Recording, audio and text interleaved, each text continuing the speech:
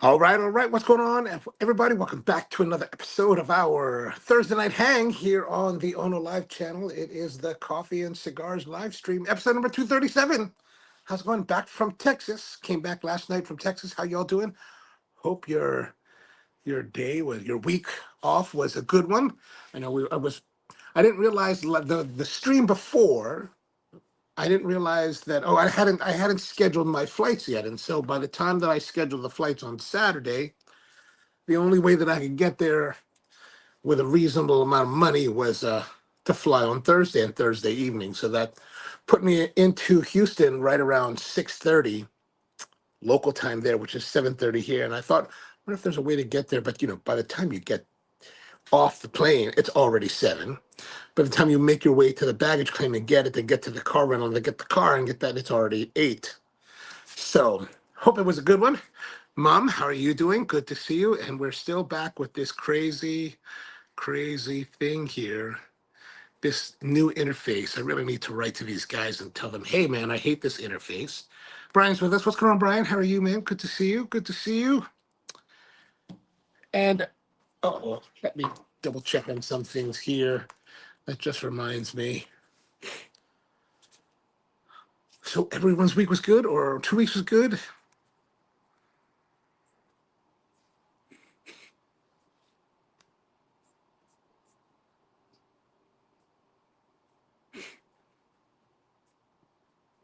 So today we've got some coffee and some new stuff that new coffee brewer that I picked up while I was in Houston at the annual Specialty Coffee Trade Show. Those of you who may have seen some of those live streams, like Mom, would know exactly what I've already got. But we're going to use that today because I was really excited to get it. George Shem is with us. What's going on, man? George, how are you doing? Good to see you. Good to see you. So today we've got this brewer here. And this is something that I've been looking forward to for like a year, ever since I first saw them on their on Instagram. There's a company called Kogu from Western Japan, Niigata province, which is a place on the western side of Honshu. Devin's with us. What's going on, Devin, man? How are you doing? Good to see you. Oh, I hate that. Sorry, I don't. That message just sits there right in the middle of it all. So this is the company Kogu, and I saw this setup in the on their Instagram, and I was like, "What is that?" Like it's all a brew. It's all in one brewing essentially, right? So you've got this mug or brewing vessel. It's got a cap and it's got a brewer, the wire basket brewer that they have, and the basket brewer kind of has its slides on like this, right? And when you bring it up and you twist it, it locks, right? And that sits on top so that you can put the filter here and brew into it. And then they also included this little accessory, which is actually a bean holder, right? So you open it up and it's got the beans inside here. And this is I measured this out for our show tonight, 24 grams. So I think it probably will hold up to 2 servings, but I've got 1 serving in there. And yeah, so and then it has this, and you brew it all together. I think it's pretty amazing. I'm really excited for it. Enough to make 300 mil. So we could make 1 full serving. So we're going to use 350 milliliters. So it's going to be just a little bit over this. We'll probably get up to almost to the rim of it. But what are you going to do? What are you going to do? So I've got our, what do you call this? Our heater, and I have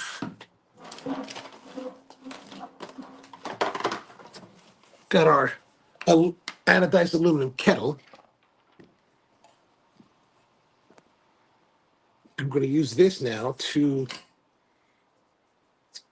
and then just about 400 mils, 14 ounces of water. And we'll put it all in there. That way we can brew up with it. And we're just going to light it.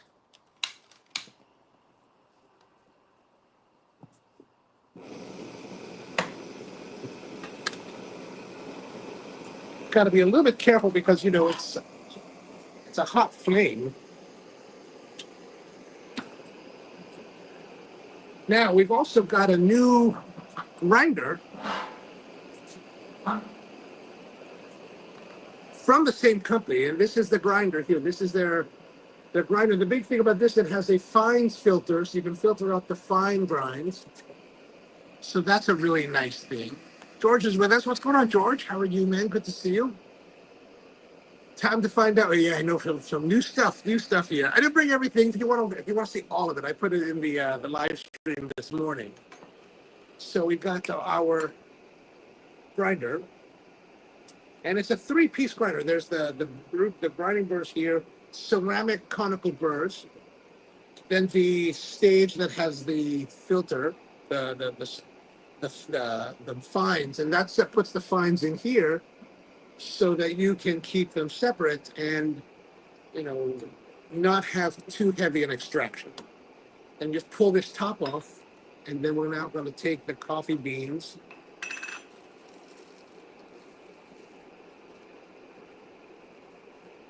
pour them in. And now it barely holds 24 grams. Like that's 24 grams. We're going to try to get it to jam in there. So it will close, it will put in there, and then we just put this on, and then we just grind.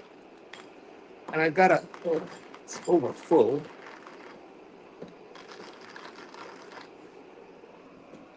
Devin says, no Festools at the show. I think I was one of the very few Festool kind of people there. I thought about wearing this shirt, but I didn't wear it at the show.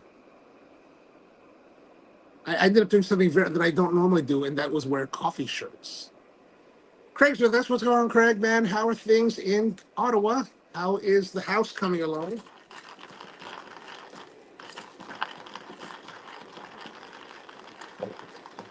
So this is set up fairly decently, and it's not.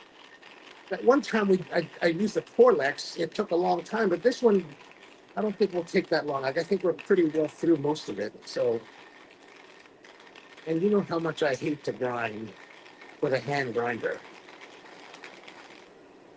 And the bottom part is starting to come out. So it kind of comes apart because of the friction, I think. All right, I think that's almost it. That's almost it. Oh yeah, that's done, man. Thank God. Because I really don't like this. Craig says, and good, no cigar for me tonight as it's raining.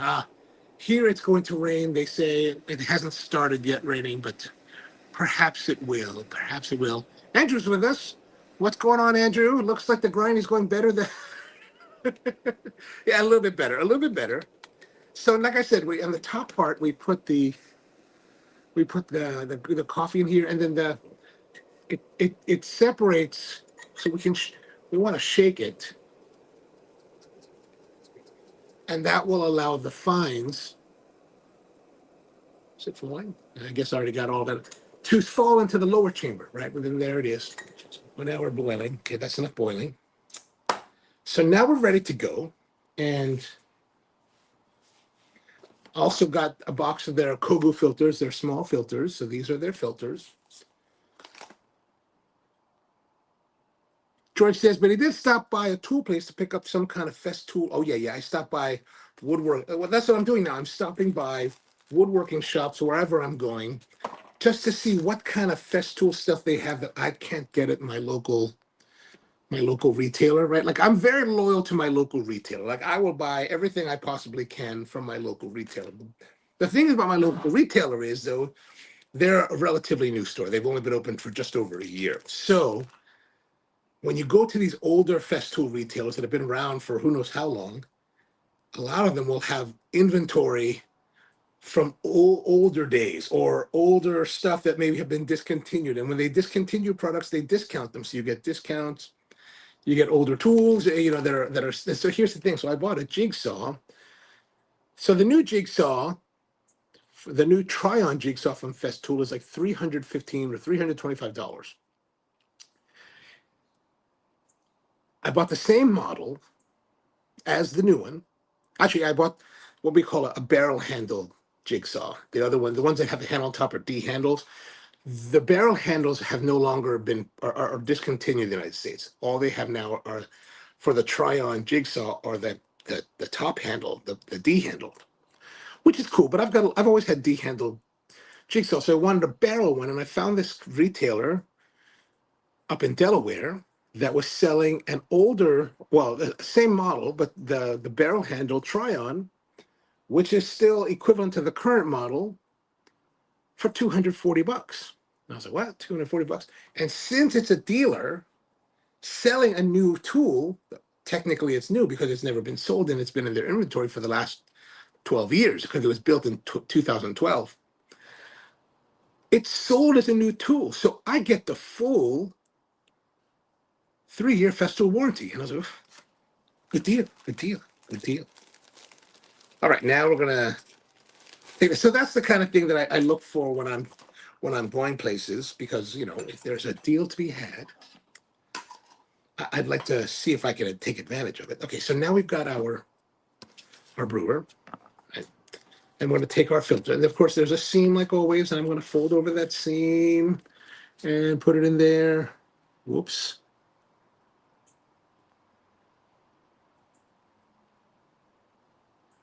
Oh yeah, we already did that. Okay, very good, very good. Oh, we're falling behind. Oh, there's more. Gosh, this referral link thing really just irritates me. Craig says you bought another. Yes, because this one is by this company, and I wanted to try their ceramic burr grinder, compare it to the Porlex, right? So this is the comparison, right? So it's thinner, it's slightly thinner, right? Or is it thinner? Slightly thinner and longer. And here's the thing: I asked the guy from Kobu. I said to him, "Hey man, so what's the difference between this grinder and this grinder? What's the difference between this and the Porlex?" And it looks optically to me that there's a difference between the burr sizes. Like this one is slightly larger than the Porlex, but even he was like, well, there's probably not that much difference. The big difference between the Porlex and the Kobu is this, fine separation, right? That's their whole thing. And so, he wasn't like trying to like pretend that, oh yeah, it's some kind of exponential difference between the two. He was just kind of like, yeah, it's not, I guess it's not a huge difference, right? George says, so you're a Festool hoarder. Well, if you put it that way.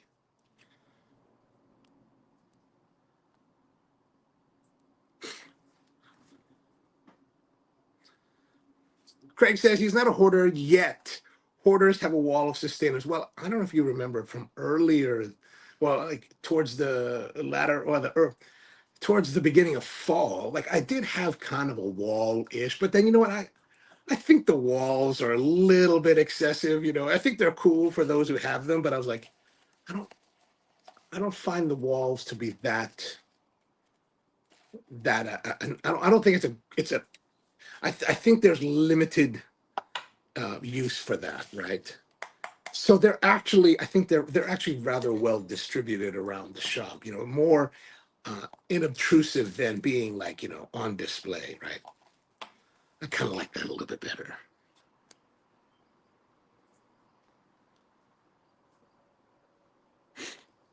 George says, if this is live stream 237, that means only 13 weeks until we reach the 250 episode.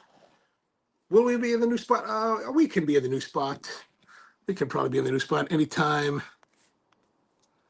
All right, oops, there we go. Losing control. Let's get here a little bit of the. Okay, so now we're gonna boil or brew.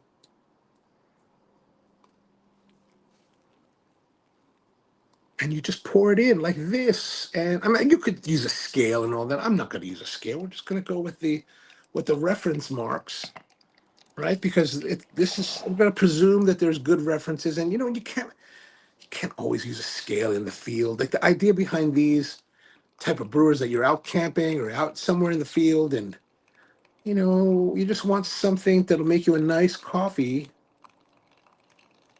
with as little muss and fuss as possible. George says, I like the design of the Kogu manual grinder. Does it work better if you just place it on a level surface? Well, I was trying to, grind it with on the surface today, this evening, compared to this morning where I was just hand holding it, and it works a little bit better. I mean, it still wants to, it started to separate when I picked it up and was still grinding. So I don't know. You could also like kind of like as you're holding it, you might be actually slowly pulling on it, right? That's separating the pieces. Oh, by the way, George, since you're here, um, Brian is putting together a donation for the local fire department, and he wanted to know if anybody has any cigar accessories that you're willing to donate to the firefighters. Brian is looking for donations, and that goes for anyone. Anyway, if anyone has any extra cigar swag that you might be willing to consider donating to the firefighters here in Baltimore County, I think it's Baltimore County. Um, It'd be a nice gesture. It'd be a nice gesture. And I've got some stuff, Brian. I got some stuff I can donate as well. No sock tonight, says George. No sock tonight. Just the grinding. Just this. Oh, what he's referring to with the sack is that this morning I was using the other Kogu brewer and I got the reusable cloth filter. And that would fit in this. I was thinking, would that fit in here? But it will. But I kind of like this better than a reusable sack because you have to like clean it out, and I was cleaning it earlier today, and since it's a full on conical shape, there's you got to turn it out and like dig out the little pointy area, and that's not fun. Devin says there's a never ending iteration of brewers that basically I know exactly. I mean, honestly, how much innovation can you really have with these kind of products, right? Like, I don't know if there's any way to really, truly be innovative and new and fresh. All right, I think this is a pretty good grind setting. We're pretty much 4 minutes. We're right around 4 minutes right now. Or will be 4 minutes by the time this is done, so.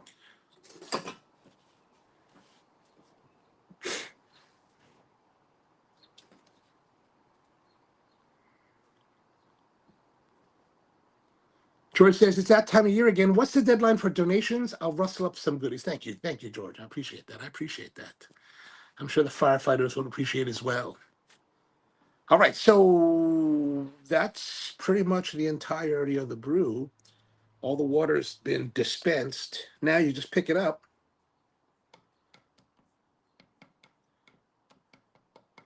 And we can put this somewhere. I don't know where we're going to put it. Well, the nice thing is I can just toss it.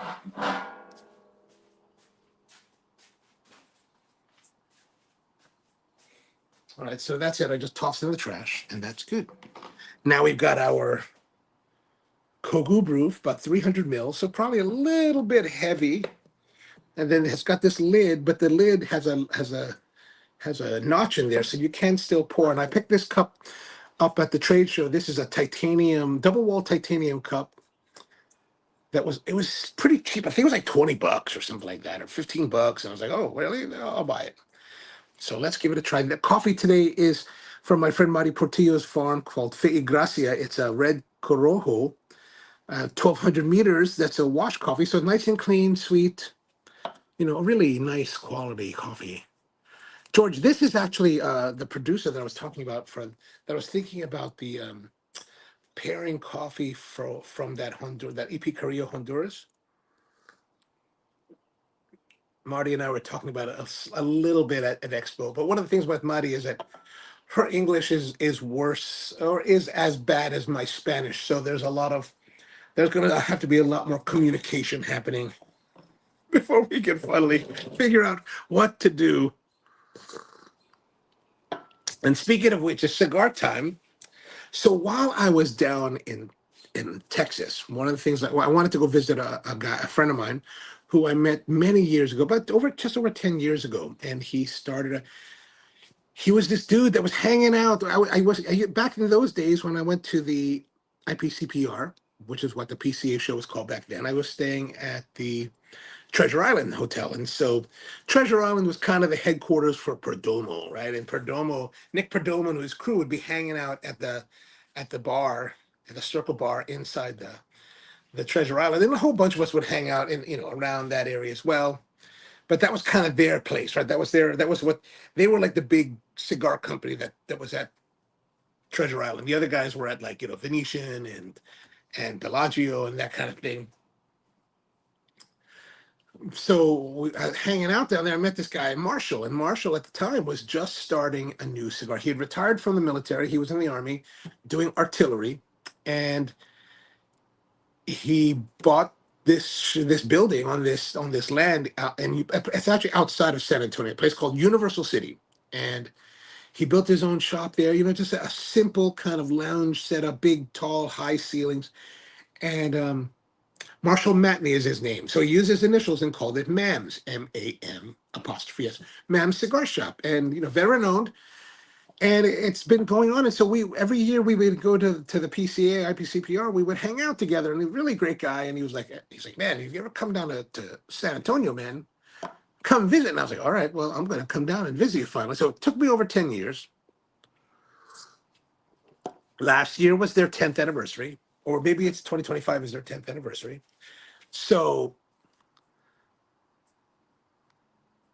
George says, I love it. If it works out, we can use it to kick off a series of tastings with cigar. Okay, great. Yeah.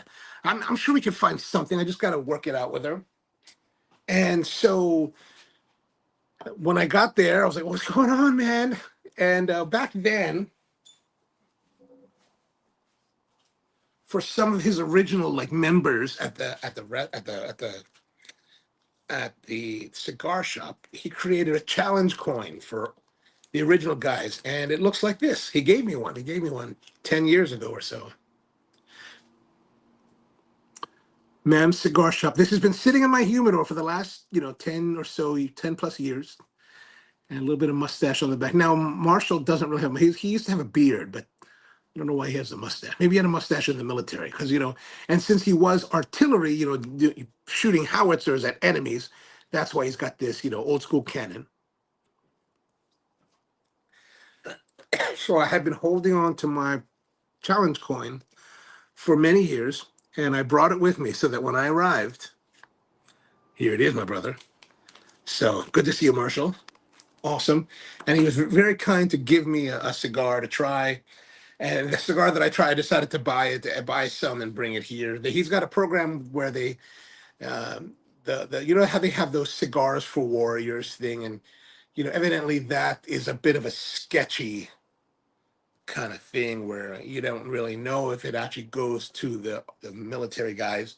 So what Marshall does is that he collects his own cigar donations. So he's got a humidor inside the humidor where if you want to buy a cigar, if you want to put some cigars in the humidor, put it in there, and he will deliver it he will choose a branch, he will choose a unit within the 4 branches and send it to them to make sure that the right people, the people that really that need it, that can use it, will be able to get it. And so I was like, you know what, I'm just going to buy a bunch of cigars, and you can take that, put that. I bought like 10 cigars total. Like, you told him, hey man, I'll just take 5, put the 5 in there, and send it to the soldiers. But this is the cigar. I got a few of them here. Actually, there's a one that has this band will be a future show cigar, maybe in a few weeks. But I wanted to get this one out here now, and the reason I'm going to hold off for a few weeks on the other one is because the manufacturer is the same. These are the house cigars from MAM's. They're really reasonably priced. This one is like not a Toro, but what do you say? What size would you say this is, George? What this is a Maduro wrapped cigar from a company that Marshall calls Erez. I don't know if it's really called Erez or Erez, Erez, made in Tamboril, the Dominican Republic. And I looked it up a little bit. There's not too much about them on their website, but they make Well, there maybe I should look under their our company. But Erez, E-R-E-Z cigars. Um, I guess they began their smoking journey in 2006, handcrafting cigar blends straight from the factory in Tamboril, Dominican Republic. Um, doesn't really say who this guy. Like if you look at the website, erezcigars.com, you see this dude on it, but they never say what his name is. He's all over the website, but who is that dude? I don't know. I don't know. So,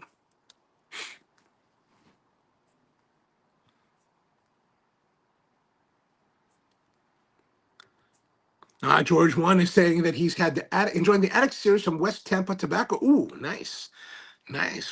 Where did you pick that up from? I didn't know anyone around here sold West Tampa. Yeah, and tell us about it. We want to know. We want to know. Brian says that George, I was driving. Now I'm settling, about to light up. There is no deadline yet.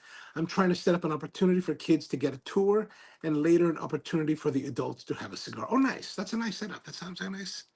That sounds like a nice little fun time. Okay, so very, very Maduro, very dark. This wrapper.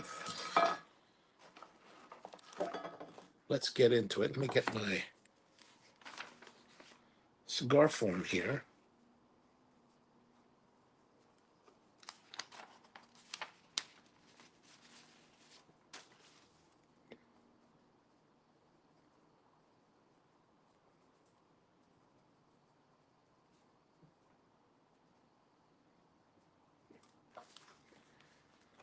Okay, so we've got our cigar. Let's open it up. I enjoyed this cigar, but I thought that I would share it here with you. So here it is, nice and dark wrapper, a little bit rough on texture, like it's not the smoothest of wrappers. It kind of the color reminds me of the Brazil Arapiraca, but it's not as juicy as that one. Like it's fairly nice, good sweetness, that kind of really nice Maduro sweetness,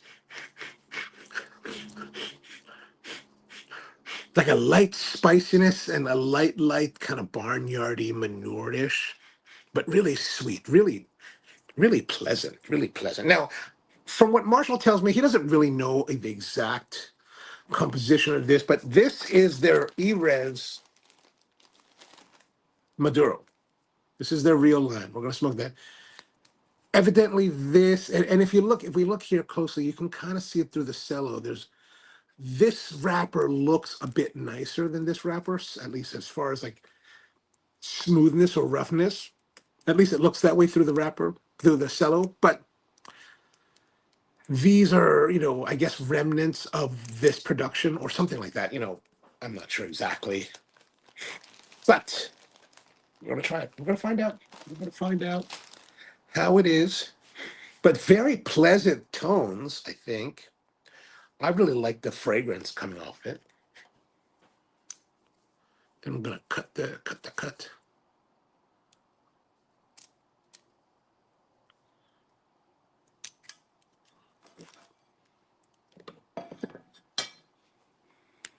Cold draw, a lot of good sweetness on the tongue. That's very pleasant.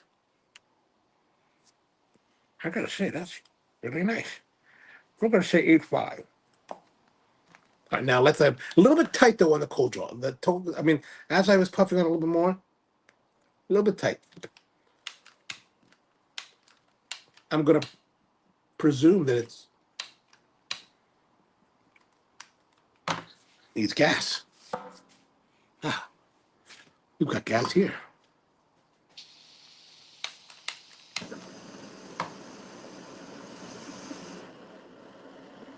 God, this thing is like a rocket burner.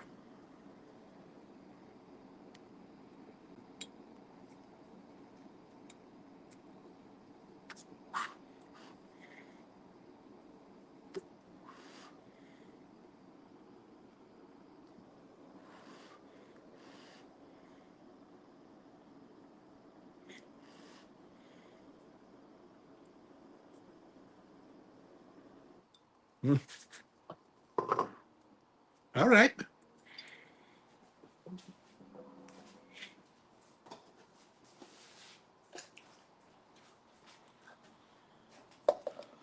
Okay, starting off.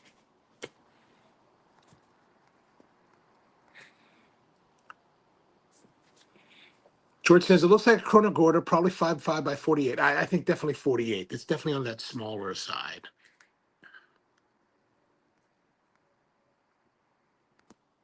Oh, Tony Shop has the West Tampa. Oh, I guess that's a relatively new addition for Tony Shop, right? And George says that it's very good. I like it better than Circle of Life that is made by the same company. The red and white lines, I've had the red. I did enjoy the reds. Tony says, GB, the Attic is made by Tabacalera Harmendia. Do you know anything about them? Oh, I'm not familiar with that. I'm not familiar with that either. All right, get some cigars. Well, humidor. Oh, nice, nice. Thank you.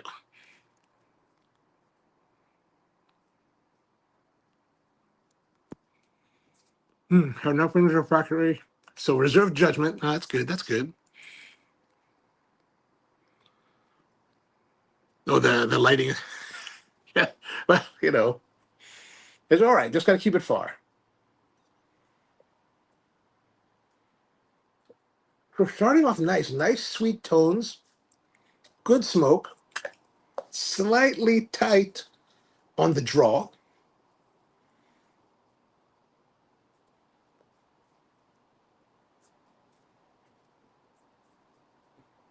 But I think it's I think it's a very pleasant, enjoyable cigar.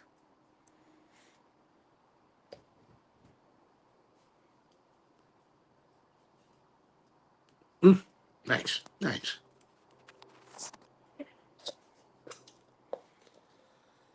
All right, let's see how it goes with our Hunter and coffee. Oh yeah, there's good sweetness with the coffee, especially it's cooled down. It's kind of open air, so it's cooling down rather quickly. But that's actually very, very beautiful together. Tony shares that the construction on that Atto series is amazing. So I edged it out over the Ernesto made Circle of Life, which has a more complex blend, but burned a little wonky. Ah, okay, okay.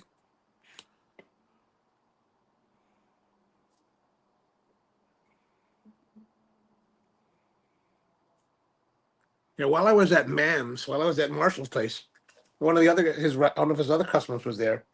Texan guy, originally a formerly a Army Apache pilot. Now he's a project manager for Boeing, overseeing the T-7 training jet at Randolph Air Force Base. So we're all hanging out talking, and he's also a Texan guy that has his own like little ranch. Evidently, a lot of these Texan guys have their own ranches, a couple hundred acres here and there. I guess that he's talking about like hunting. We're talking about hunting. Like, what are they hunting? Black kind of black tailed deer, not one of whatever black whatever I don't know black butt deer or something like that. And they're talking about what do you drink out there in the heat? And I was like, oh, what do you guys drink out in the heat? It's talking, you could drink whiskey or bourbon or beer, but those are kind of heavy. So a lot of people here like to drink ranch water. And I was like, what is this? What is this ranch water? And he was like, you just take tequila and Topo Chico. And I was like, tequila and Topo Chico.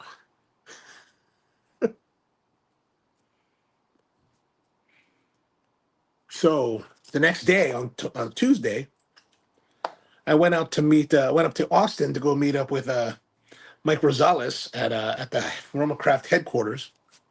And I asked Mike, I said, hey man, what's this thing called? Ranch water. And then that led us into this whole like afternoon uh, deep dive into the foundation of ranch water. And the foundation of ranch water, of course, is tequilas. So we drank like 8 or maybe 10 different tequilas, all very nice, nice quality tequilas. And I was pretty darn hammered. Well, I was not hammered, but I was definitely lit for a while. I was like, well, I'm kind of lit.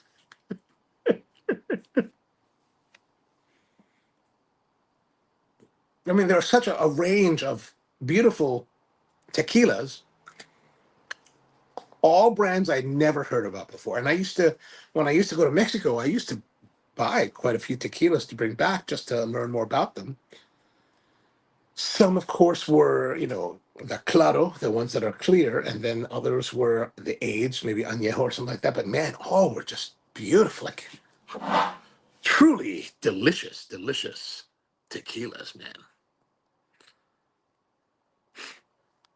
Tony says that the fantastic one is the ranch water with the lime Topo Chico. Oh, man, see, everybody knows about this except for me. Like, I totally did not even know about this.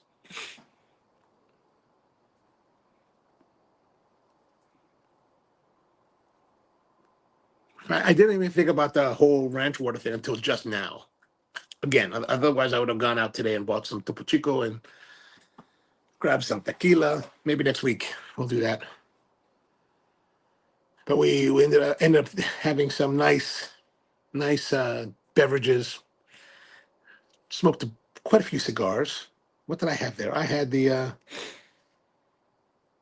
had something. I had like 4 cigars while I was there. The little teeny tiny Cro-Magnon, the new Pennsylvania broadleaf Cro-Magnon. But before that, I had a what's the one with not? It wasn't a Neanderthal, but kind of an orangey label. Maybe it was a Neanderthal. Who knows what it was? It was great. It was good. And then I had a big old Wonderlust. So nice time, nice time.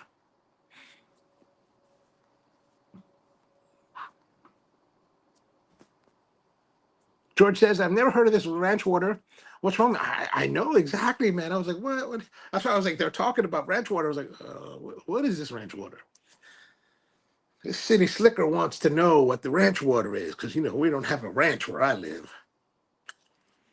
And so, yeah, we're going to have to give that a try. We're going to have to give that a try. Andrew says, ranch water, I envision cattle. You never know with these guys, right? Like, what are these guys drinking here?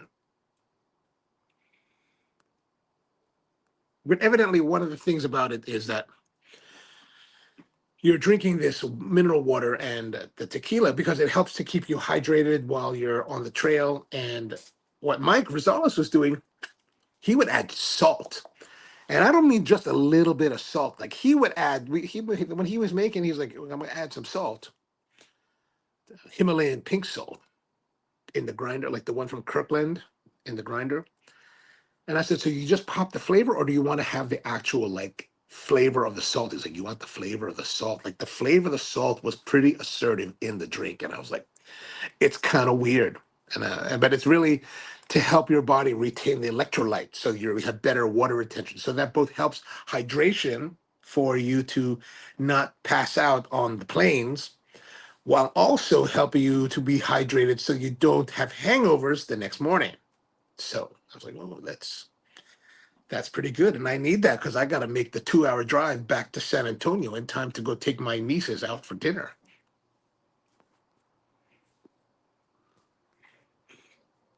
Craig says, I had no idea of this ranch water. Swish is about the only. Let's see, what is the Swish? Is this Canadian? You eat that with Tim Hortons? So what is Swish? And that sounds remotely familiar. So I might actually have an inkling of what that is. But the ranch water, I was like, ranch water. ¿Qué pasó? Rancho what? Rancho agua? Rancho agua? Whatever they would say. Yeah. Agua de vaqueros. Brian says, Jay, the mission helpers have netted 21,000. Oh, nice. Yeah, I'm glad I could give a little bit. Sorry, I'm not able to give tremendous amounts more. Brian says, on the East Coast, we have water called Vichy water. Well, what is that? This is something I'm from the East Coast. I never heard of that. You're from Arizona, and you tell me about this. Well, I don't understand. I'm totally confused now. George says, first of all, let's be clear. If you don't have livestock, it ain't a ranch. Whether you have a cowboy hat and pointy toe boots and a giant belt buckle, and ranch water is derived from branch water. Well, I don't even know what branch water is.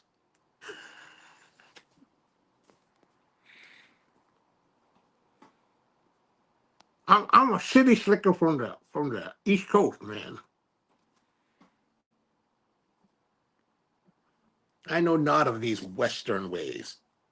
Although I was at the Western store buying some duds yesterday, trying some Wrangler jeans on, which I can finally fit, which I can fit into jeans that are 4 sizes smaller than I used to have. And relaxed fit was too relaxed, like relaxed fit. I was like, the relaxed fit, I was like, this is kind of billowy. Like it looks like I'm wearing a blouse. I was like, God. Even this, and I put on for the very first time, I tried on the slim fit Wrangler Originals. Not bad, not bad. I did not buy them because I was like, I'm not going to buy these jeans here because now I'm going to fly with them back home. I can probably buy Wrangler Original slim fit jeans from a shop somewhere here in Baltimore.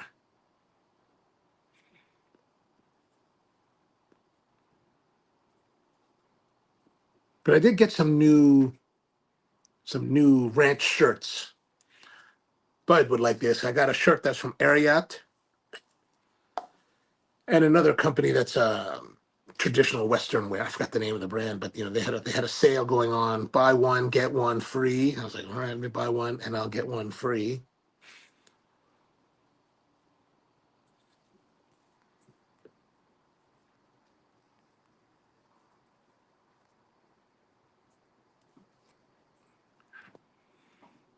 Brian says, come on, man, Maryland, whatever, man. You crazy. You crazy, not East Coast, man. This is East Coast, baby. East Coast. East Coast.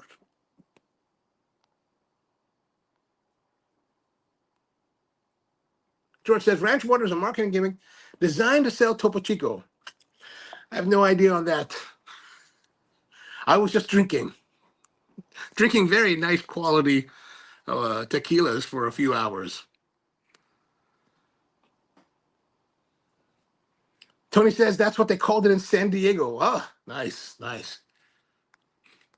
Everybody likes the cowboy, man. That's why they're doing it. George says that bourbon and branch is an old Kentucky expression for cutting your hooch with creek water. Ah, okay.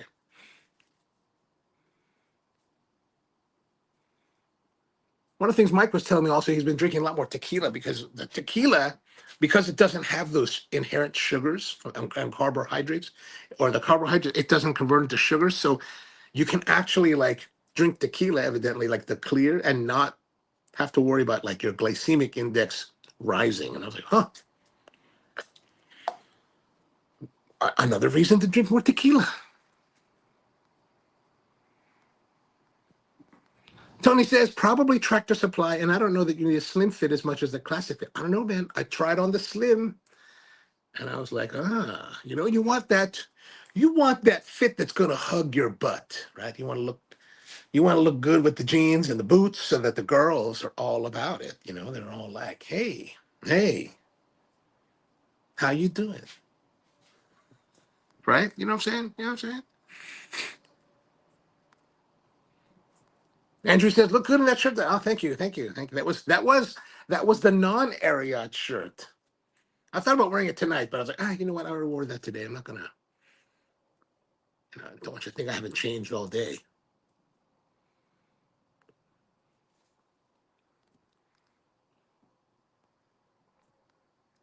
Craig says, swish is when you buy a used whiskey barrel and add a couple gallons of water and swish. Oh, every day for a month or so. The resulting liquor is smooth and about 15% ABV. Huh. I bought this barrel once from a rum company. Rum company. I could have done that with it. I used it to put cold brew coffee in it,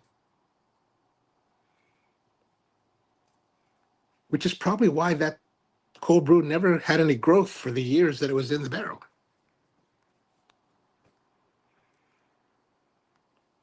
George says that's another liquor.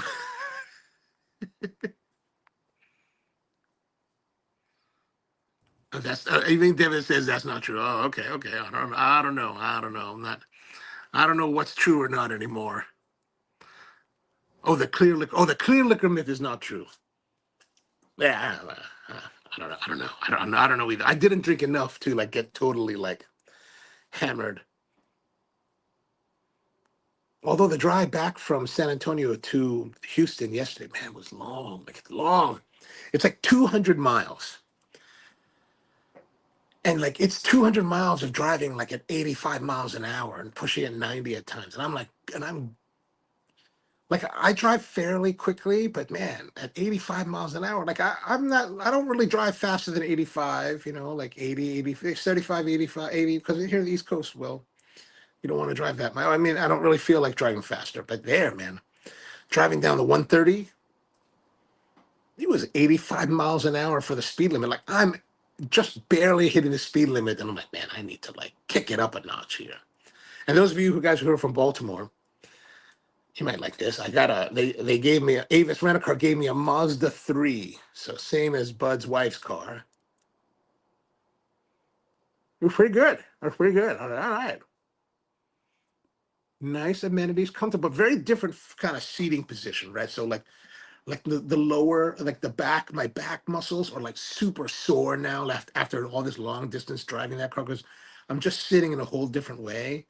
And then also because it's a lower vehicle, so like it's lower by the head. So I'm like, but it did have a sunroof, so I was like, all right, sunroofing it up.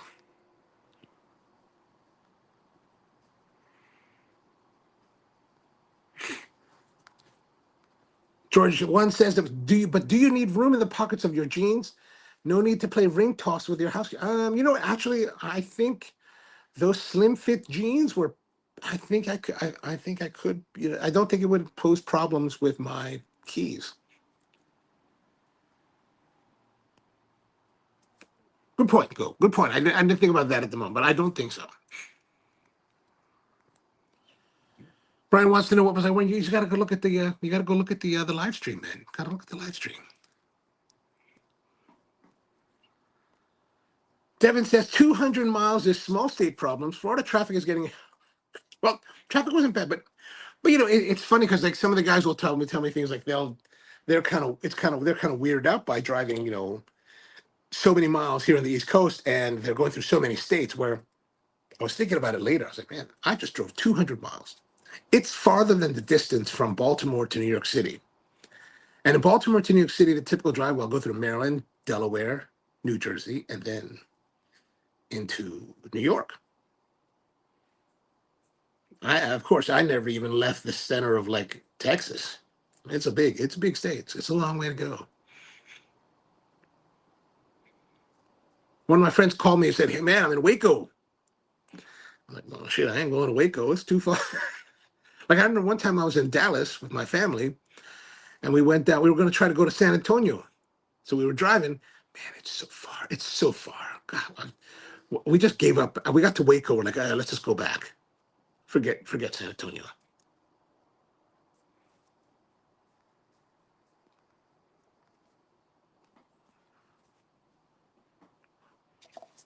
George says that I'm working up the nerve to do the morning show in a month. We could do that. We could do that. It's always a possibility. Hope springs eternal. Oh gosh, yeah. I'd have great average view duration for that. So the cigar is, I like this cigar. It's got a nice sweetness to it. It's got good flavor, round body, just a nice, pleasant cigar to enjoy. And here's the kicker: 475. $4.75. And is it taking you on a journey of like incredible beauty and depth and complexity? No, it's very simple. It's a very simple cigar. Chocolatey notes, sweetness, a little bit of a dark character, but just very consistent, very pleasant.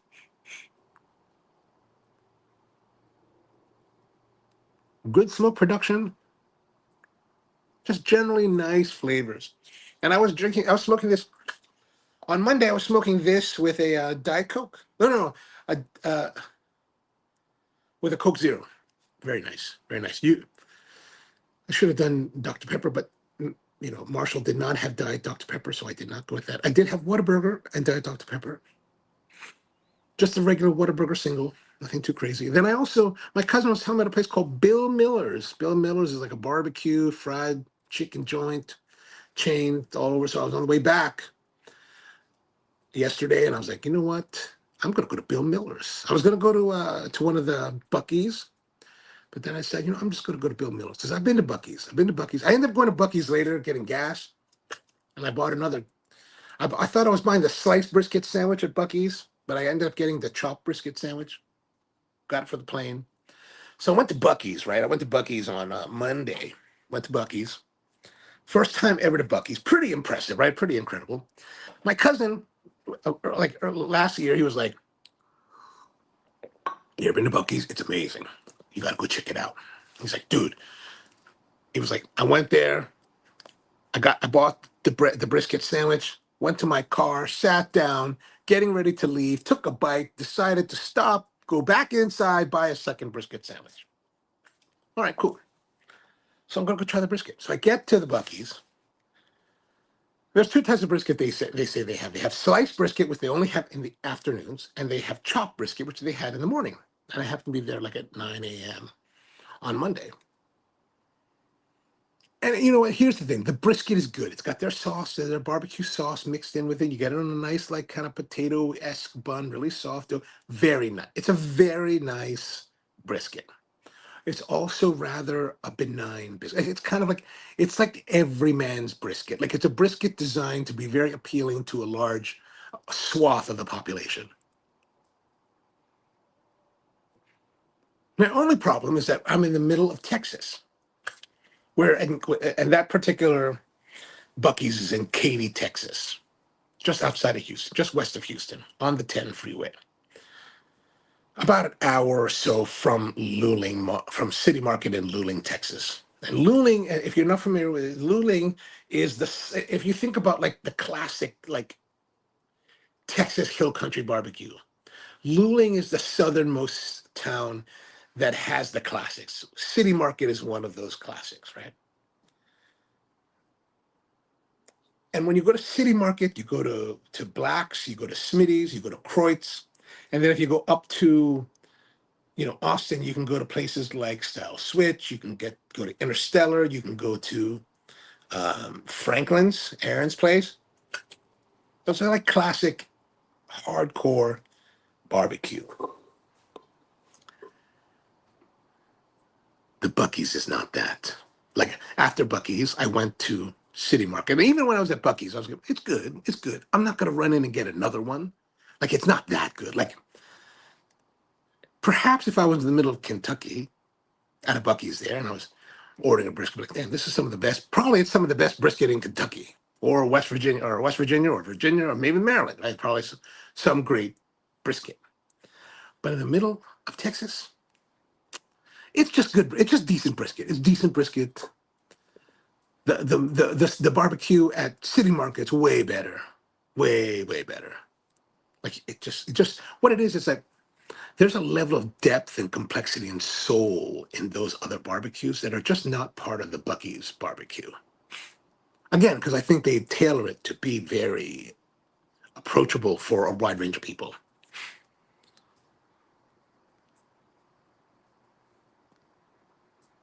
George says, but you are getting your $5 worth. You mean at Buc-ee's? Yeah, no doubt, no doubt, no doubt. Oh, you mean on this? Definitely. What? No, I'm not a Pepsi guy. You know me. I'm not. Like I went somewhere they had Pepsi. I was like, I'll just have iced tea. Like, oh, that was at Bill Miller's. They were like, I was like, what do you have to drink? She was like, well, we got Pepsi products. We got tea. I was like, I'll have the tea, please. Tea all the way. Tea. George says that Kreutz rules. I like Kreutz. When I did the tour quite a few years ago, I thought Kreutz that day had the best brisket that I had had.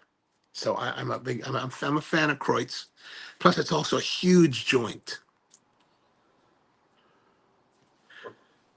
George says authentic hill country barbecue isn't as sweet. Yeah, Buc-ee's is very sweet. That's because they mix in the sauce with it, right? Because at these places, their sauces are not mixed in with their meats, and they do have sauce. Like at City Market, they've got a sauce that's a little more vinegar based, and definitely and not very hot, and a little bit of sweetness, but not too crazy. Like it's very reserved. It's really meant you use it and I enjoy it, Actually, I really like their barbecue sauce. But yeah, it's very like it's all about the meat, it's all about the smoke, all about the flavor.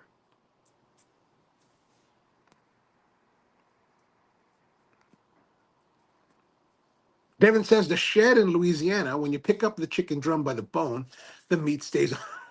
That sounds great. That reminds me of the place I went to in North Carolina called Wilbur's. My first time to Wilbur's in Goldsboro, North Carolina. I ordered the chicken and whole hog, chopped whole hog barbecue plate. And that chicken was like baked chicken also, that really like just like you're talking about at the shed, man. So good.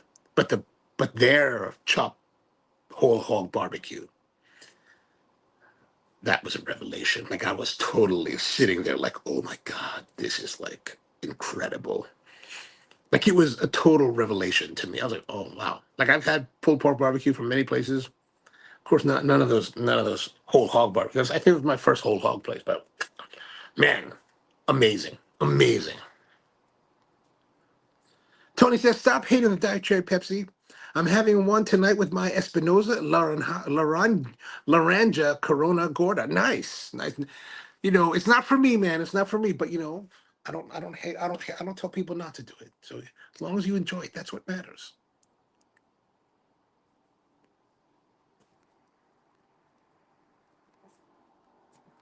Yeah, yeah, that does sound me. It does sound me.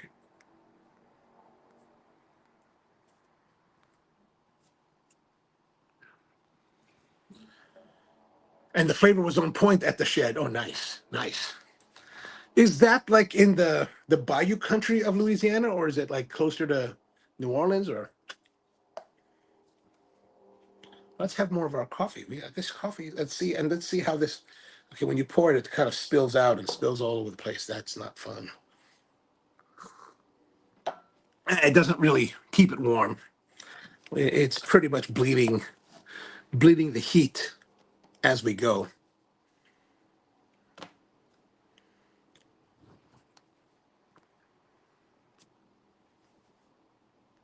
But this, okay, I'm going to say we're probably through the first third, and you know, it's enjoyable. It's a very enjoyable cigar. I'm going to say, you know, but I think it's the flavor. I think very good. 8.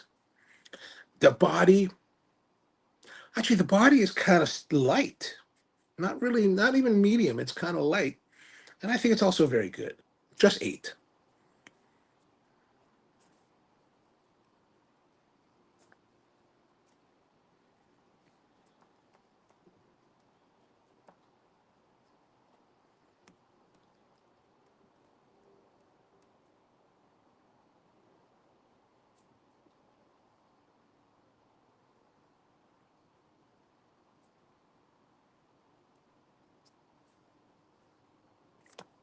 Right. All right.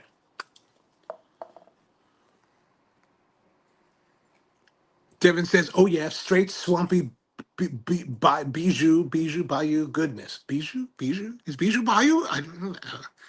I don't know that."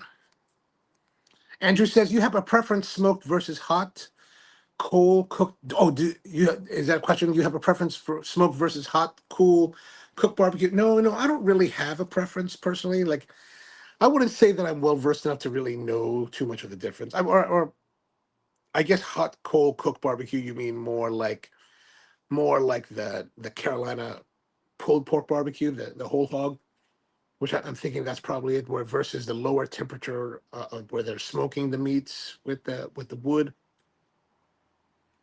Not really, not really. What I like is what I enjoy is like an expression of flavor. I can enjoy both.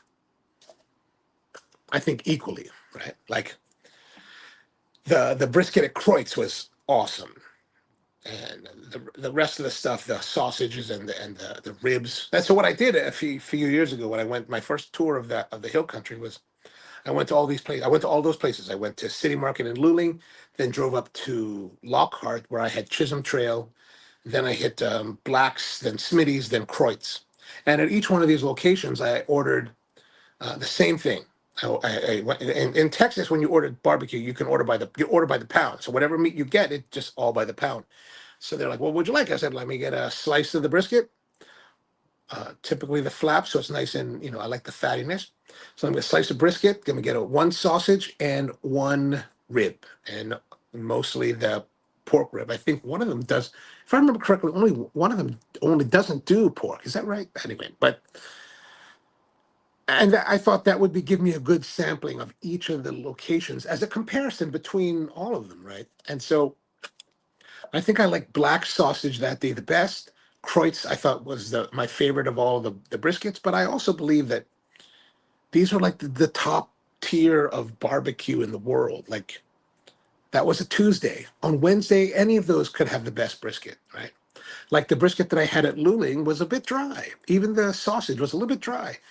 The pork rib was awesome. Like that was the on Monday, the pork rib of the three was the outstanding one of them all. So, but I think it just matter. It just change. It just depends on when you go and maybe when they cut the meat. But the way they do it is all solid, just very solid.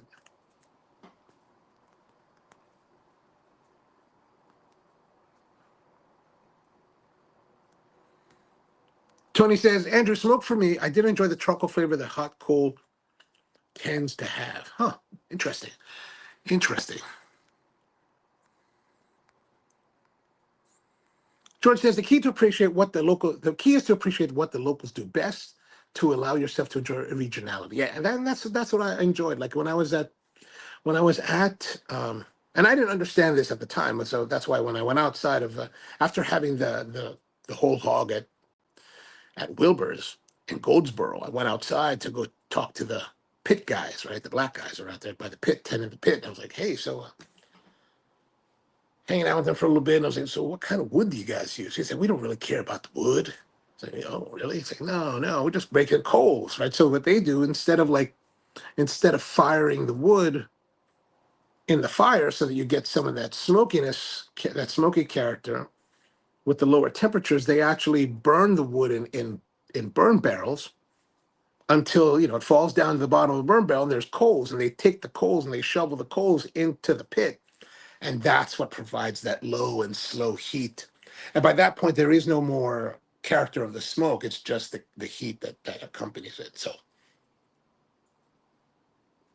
compared to like hill country style of barbecue, it's a very clean tasting barbecue, so you really get the flavoring of the pork and the seasoning. And what they do is they take the pork, they bring it in, and they put them on these chopping boards, and they like big old like maple chopping boards, and they chop the hell out of them.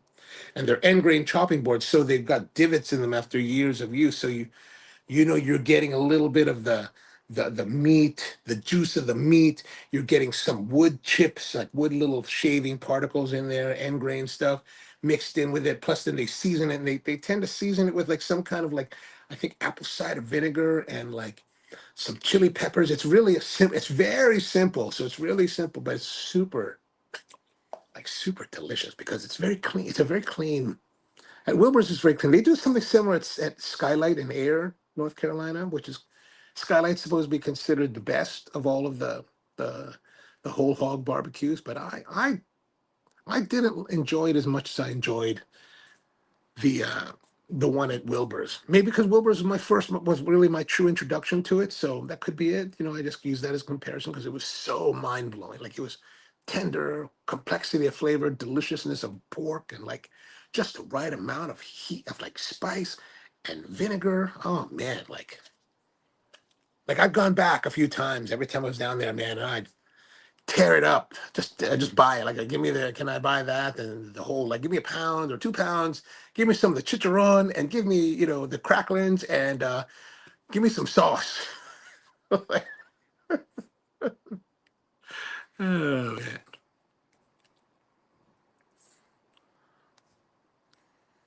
Tony says, hence my problem with Mission Barbecue.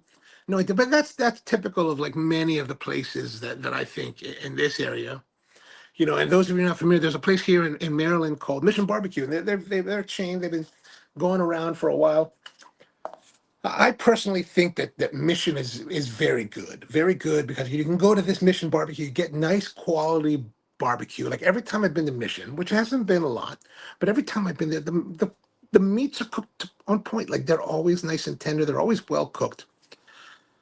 But like Tony mentioned, I think they're a little bit helter skelter in the sauces, and only because they offer. I think if you look inside their toolbox, there's like 9 or 12 different sauces. So any kind of sauce in the world of American barbecue from across the country that you're interested in, they've got a sauce to mimic that. And I'm not a big fan of that kind of idea. Like I want to go to a place and have your flavor of barbecue. Like you go to Wilbur's, they only serve it one way. You go to City Market or any of these hill country places, they have sauce. They don't put it on the barbecue. If you want it, you can put it on yourself, and it's only one sauce. And I like that because that's their vision of the flavor. And I'm down for trying that.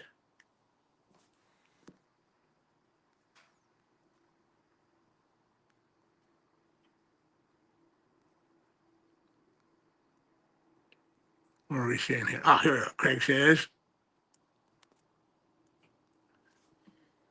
Craig says, and then there are weird Canadians who can't stand corn-fed beef and pork because protein is mostly grain-fed here. Ah, interesting.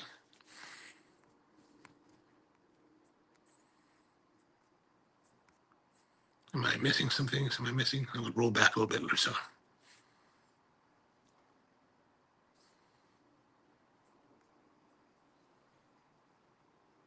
And Devin does not like corn or soy meal fed cows as well. Oh, can you actually get like even the farmers that I know that are doing like grass fed pastured cattle? They tend to be grass fed, and then they finish with corn. Like when they get close to slaughter. I'm trying to remember if some of them are. I think some of them are fully grass, but I'd have to go back and look at my notes again. Tony says those places usually yield a much better eating experience. Yeah, I agree. I agree. But when you're in a place like this in Maryland, we don't really have much choice. Like there's very few places that take it to that level. So, if you're really in the mood, like I'm never in the, I haven't been in the mood to go get that kind of barbecue. Gosh, it's been years. It's been like five, but way before the pandemic. And I think maybe part of it's because I've had like really truly excellent barbecue that the other stuff I can I feel like I can wait. Like I've had really great. I can wait. I can wait.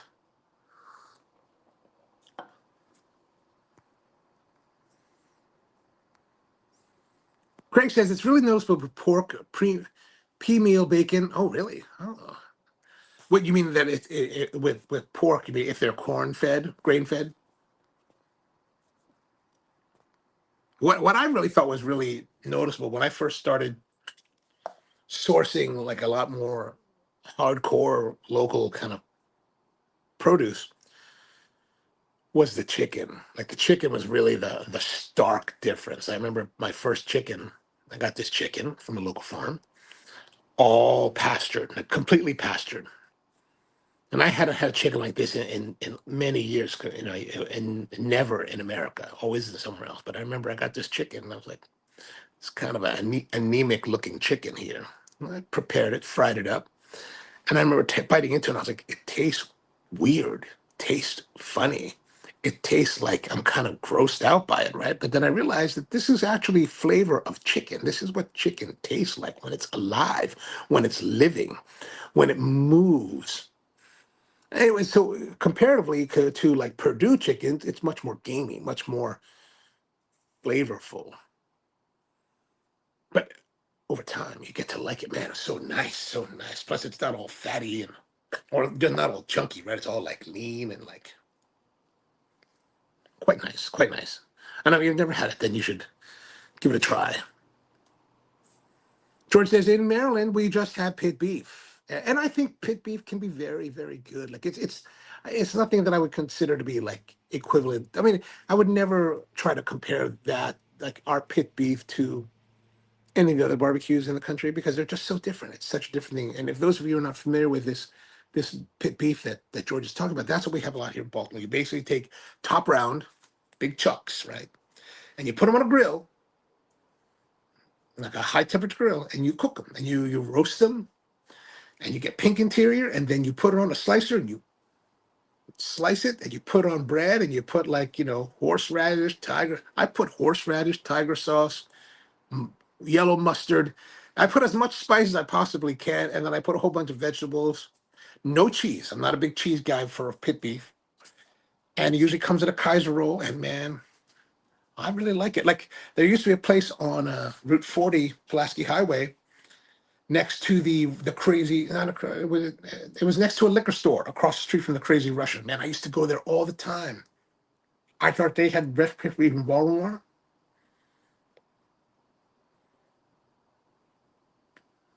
I think the best pit beef now in Baltimore is a place off of Security Boulevard in Catonsville called Pioneer Pit Beef. Man, love Pioneer Pit Beef.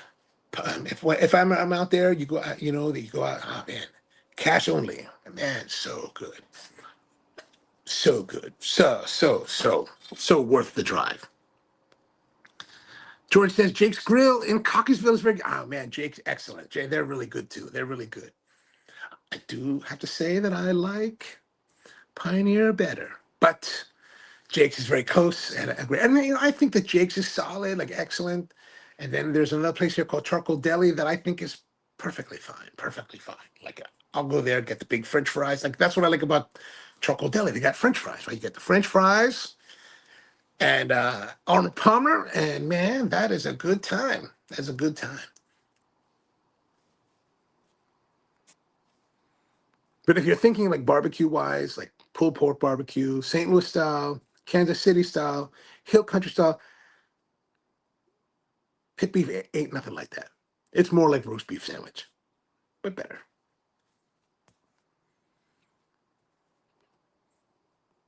George says, I'm making warm honey ham biscuits. Oh my.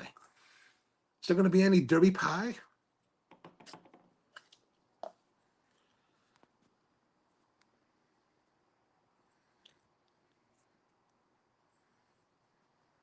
George says they don't call them yard birds for nothing. That's what my friend does. He's been raising chickens from eggs. Like he's getting the eggs instead of eating them. He's been, hatching them. He's going to be making them for his own like meals in the future. Brian wants to know, Steve, if you're out there, man, are you off work yet? Let us know. Let us know where. Brian says honey ham biscuits. I'm googling that. That sounds delicious.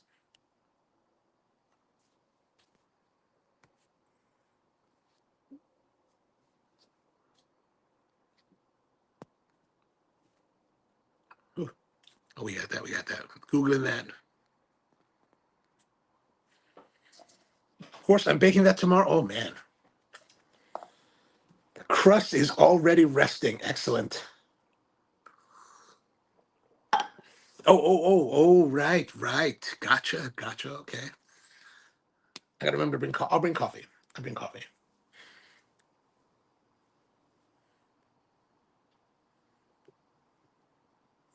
So this cigar, MAM's House Cigar, perfectly solid. Like it's a fun, friendly, easygoing, enjoyable cigar. Like it's consistent. It's like a good, it's like a good friend, a good person to accompany you on the journey. Not super challenging, right? It's not too crazy. It's not crazy. It's not like the crazy girlfriend that wants to do crazy things. It's just kind of there, like your buddy that's just hanging out with you all the time, just kind of like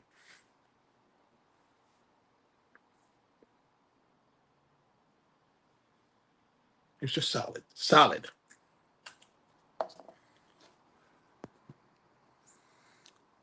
Devin says I used to make biscuits like the red lobster rolls. Oh, nice. When I had lobster shrimp shells, boil in butter and use that. Do they actually put lobster flavoring in their biscuits? I never even thought of that. I never even thought that they would do that, but Wow, that's cool. I love that. I love the idea.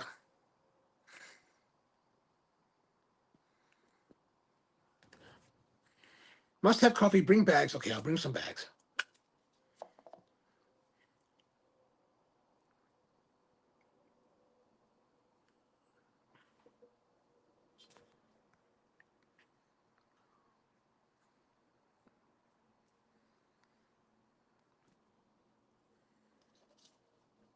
Wow, great construction for sub five. Yeah, you know, I mean, yeah, it's held up well. Like it hasn't really burned unevenly, and I'm kind of not really controlling my puffing on it. So fairly surprised. This is performing as well as the cigar I had on Monday, which is the reason why I bought more. And I probably should have bought a whole bundle.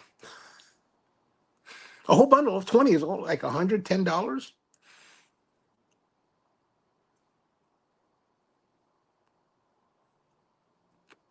I thought about buying a whole bundle, but I was like concerned that I gotta find a way to pack it and travel home with it. I was like, do I want to pack it? I had a lot to pack, so.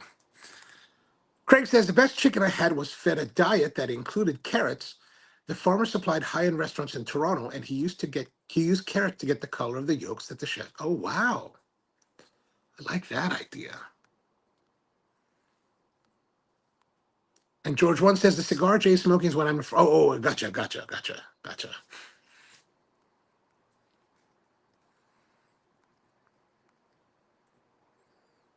Yeah. 475. Amazing. That's amazing.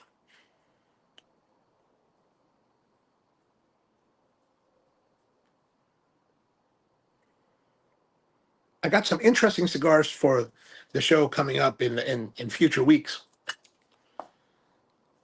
Mike Rosales was kind enough to give me a cigar, a trumpet-shaped cigar. If you remember over the years past, Roma Craft would release these cigars called the La Campagna de Soberana, which are these trumpet-shaped, kind of hand-rolled cigars, right? So they're kind of fluted, kind of like the old number six Romeo Julietas from the '90s, something similar to that. My favorite my favorite of those cigars, and it's actually probably my favorite of Roma Craft of all time, is their 2013 La Campagna. And I was like, man, dude, I was telling Mike, I was like, dude, you need to make another one. How about a re-release? Just for me. He's like, well, you know what, man? Try this. He gave me this cigar, trumpet shaped. And I was like, well, what's going on with this? He's like, this may be the next one. And I was like, what? The next La Campagna? I was like, yeah. I was like, 2026? Yeah, probably 2026. 2026. So I've got a preview cigar for us to try that I want to bring on the show. I'm kind of excited about it myself because if it tastes, I mean, well, whatever it tastes like is fun, but if they recreate that flavor, man, God, I was sucking those down. I was buying them by the box, just sucking them, and there's only 10 to a box. So I was like, oh God, how can I? I have one left.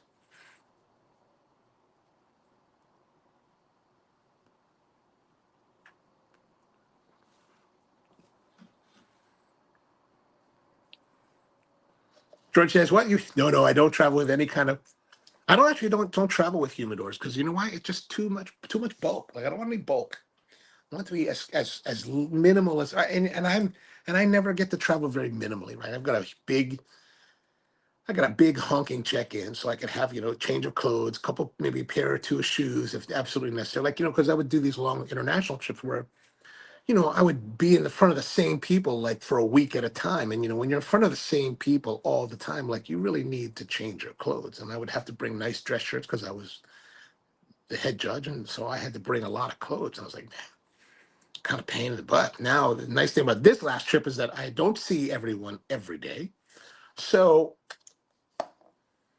if I wore this Festool shirt yesterday and I didn't see anyone, who would know that I saw today, right? So it's a lot more expeditious. So this time when I was traveling, I didn't have to bring so much clothes.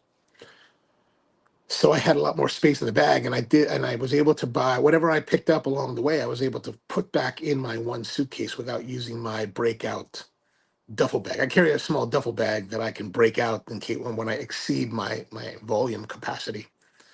I thought they might turn down my bag because it felt like over 70 pounds, but they let it through. I was like, all right.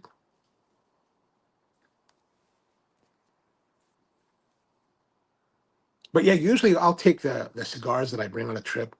I'll put them in a Ziploc bag and I'll just shove it inside a shoe. And the shoe usually provides enough, because the shoe's also packed inside the middle of everything. So the shoe usually provides enough like external support. Of course, the bags usually have Bovedas in them, and I've never really had a problem. And typically,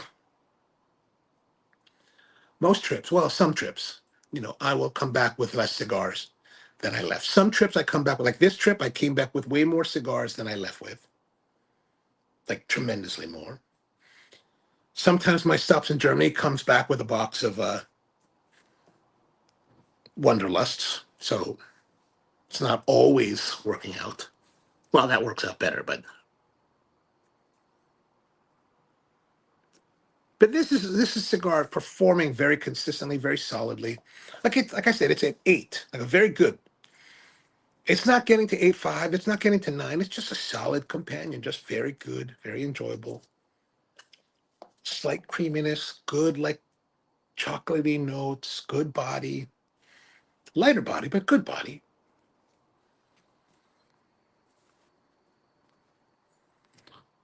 Devin says those are the best trips, the ones that you come back with more. Yeah, yeah. This time I did come back with quite a lot of cigars. Thanks, Mike. I appreciate that. He even gave me a bottle of the Fiorella wine. I was like, oh, nice. Thank you. Thank you.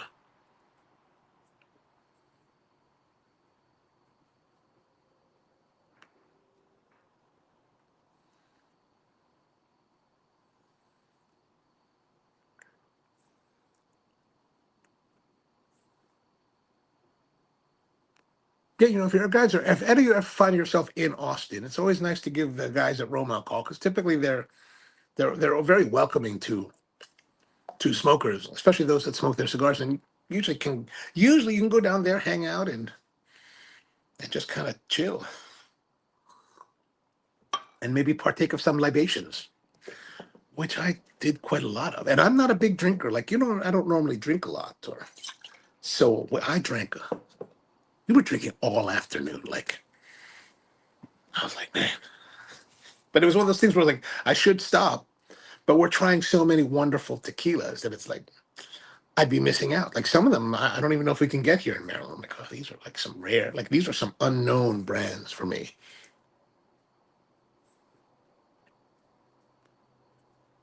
But it's interesting to see the trend, like even among some of the guys that I know out here in Maryland that were before the pandemic that were big bourbon drinkers. Like they would just pound on the bourbon. Now, whenever I hang out with them at Tobacco Leaf, man, these guys are pounding on the tequila. Like they are pound. Like it's like I couldn't keep up with them. Like they're like bottle guys. Like they drink a bottle a night. I'm like, what is crazy? I can't.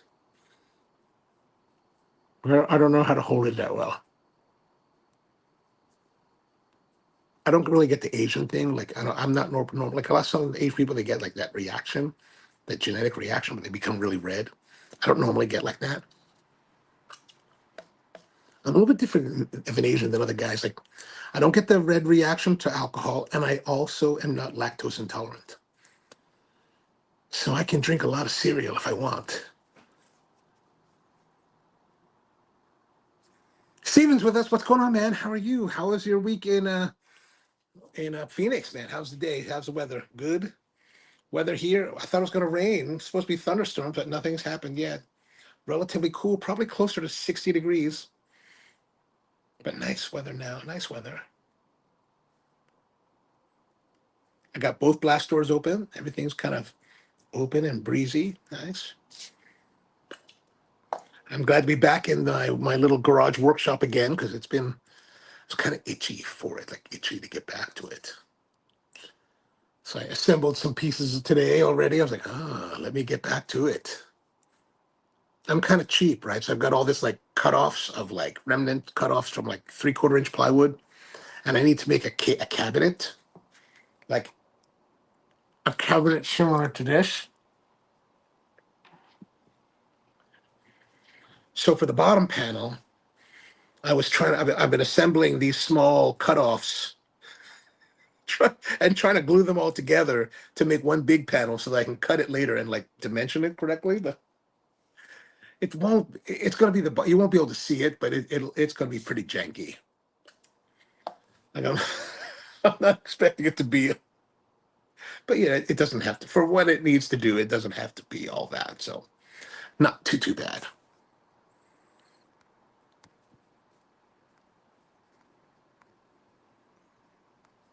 Steven says I'm listening on the drive home. Nice, a warm 91. Oh, nice, nice. I think when I was in Texas, we got up to 90. But the nice thing about this past week, 80s and 90s, it was relatively cool. Like it was warm, maybe a little bit hot, but not like unbearable. Like the humidity was lower. Like there was a bit of humidity in the mornings, right? Like there was a lot of times I walked out of the hotel and I thought to myself, we're like maybe low 80s, a little bit higher on the humidity scale, but very similar to the weather that I would experience when I'm in Hawaii. So I was like, oh, it's very comforting to me, very comforting that weather.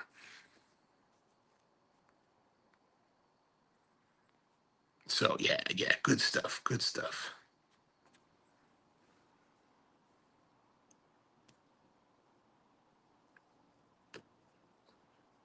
So Stanley, and what we're smoking here, Stephen, is the house cigar from a place called MAM Cigar Shop in San Antonio, Texas, where I was on Monday. An old buddy of mine, Marshall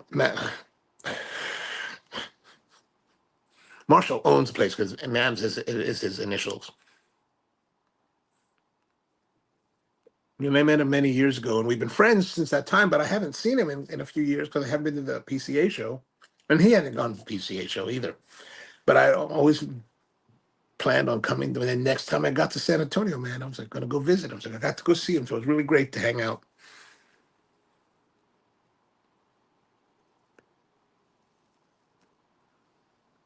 But the cigar, really enjoyable. Just a pleasant cigar. And again, the price point.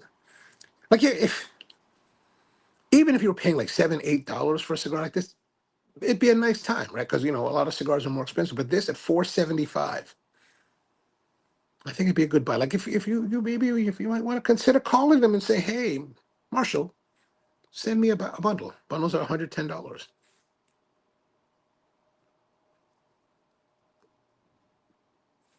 A little bit softer on the palate, right? A little bit of creaminess, a little bit of softness, but nice, like a light medium bodied, a little bit of chocolate notes, good round sweetness from the Maduro. Brian says, I'm guest bartending at Towson Town Festival this weekend, 4 to 8 p.m. Saturday and 2 to 6 p.m. Sunday. Oh, man. Unfortunately, I've got some events to attend on Saturday and Sunday, so I won't be able to make it down there. So I hope you have a good time, man. Hope you have a good time out there. Yeah, especially like Sunday. Sunday is my aunt's birthday, so we're taking her out for her birthday. She wants to go get dim sum at a place called Asian Court in outside Ellicott City, Maryland.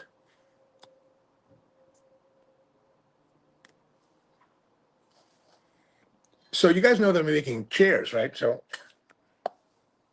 I built a chair before I left, and I don't know if I showed you this chair, but I built it before I left on my trip last week, and it is a variation on the chair that I had made previously. So this is the chair that I made previously, right? Three-legged chair, and this is the new one. So I changed it up a little bit different shape, you know, tapered the legs a little bit more, and then pushed them out at 10 degrees to get better stability. Like these are straight leg. So a slightly unstable. This one better stability. However, and then better taper here on the back and also lower on the back. It really kind of hits the center of my back. Now the problem is, so when I assembled it and took it out of the glue joint, when I took it out of the glue up, it kind of had a slight there was just a slight rack. So and I wasn't sure what was going on. And so when I picked it up this afternoon, the half lap joint in the back brace was totally like wobbly. Actually, I want to check it out. Like it's glued up, but it's like it's coming out. Right? Let's see. Look at that. You can see it shaking now. I think I can take it out. Oh, I can. Hey, that's a problem. I put glue on this, like waterproof glue. Now, what I'm wondering is, and I did coat it. It's really dark, right? It's like black now. This was actually, I made this out of what we call thermal oak. And the thermal oak is this modified red oak. And I've talked about it before. I showed you before. This is the thermal oak, right? So this is kind of what it looks like when it's finished and when it's been, planed down. And this is what it looks like with the finish.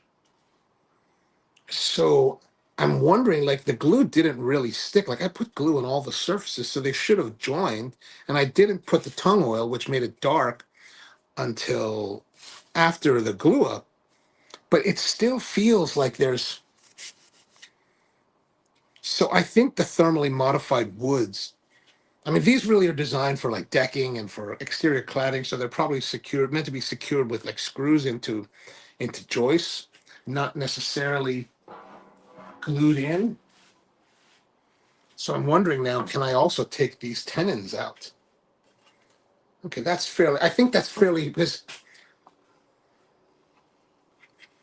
like, I don't know, you can see it, there's a slight gap. But I think what's going on is that it's fairly stable because I think the dominoes that I used to as the tenons in it are fairly, are into the interior of it, so they're well glued in. But I can still feel the tung oil on my hands. So I'm gonna have to call the company and be like, "Hey, man, is this a natural occurrence?" But I wanted to have something that's going to be a little bit lower in the back. Oh gosh, that moved. I don't know if you can see this, but like it's pretty low here. Like what I did is I built this. I built the back to the same height as this one, and then I just sat in it. And I kind of felt around my back to see, okay, where would I like it to cut off, and I just put a mark and then just hacked off the top of it. Hopefully, this doesn't fall.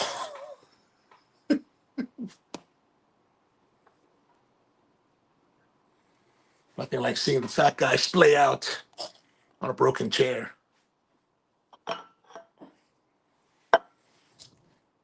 But I do think that a lot of the issues with it are from the thermal oak property. So I'll make more of these, but I think I'm not going to make it. I mean, I got this as a remnants. I got a remnant price on it, like $5 for 12 feet. So it was worth playing around with. But I think that, and like this one that's made out of walnut, is perfectly stable. Like the joints are solid, but the joinery that I used on the half lap here was a bit more complex. Like this one I'm sitting in, very simple half lap, right? This one is a little bit more like it's got a lot more routing into it. So it's not just a simple half lap. The chair is actually sitting on this little like routed out ledge. So it's a lot more complex of a joint. So I think it gives it a little more stability.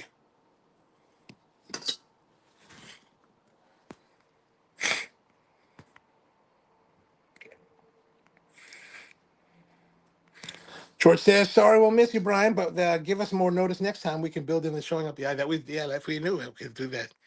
Definitely, definitely." And then Brian Devin wants an appletini, but in a manly glass. Got to put in a big like pint glass would be good.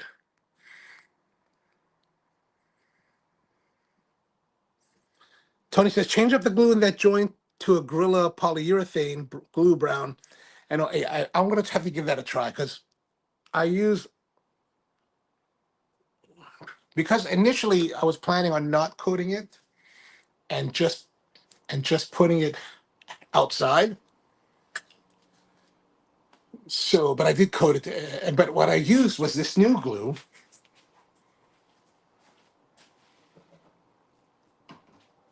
This glue is supposed to be like Type Bond 3, which is a waterproof glue.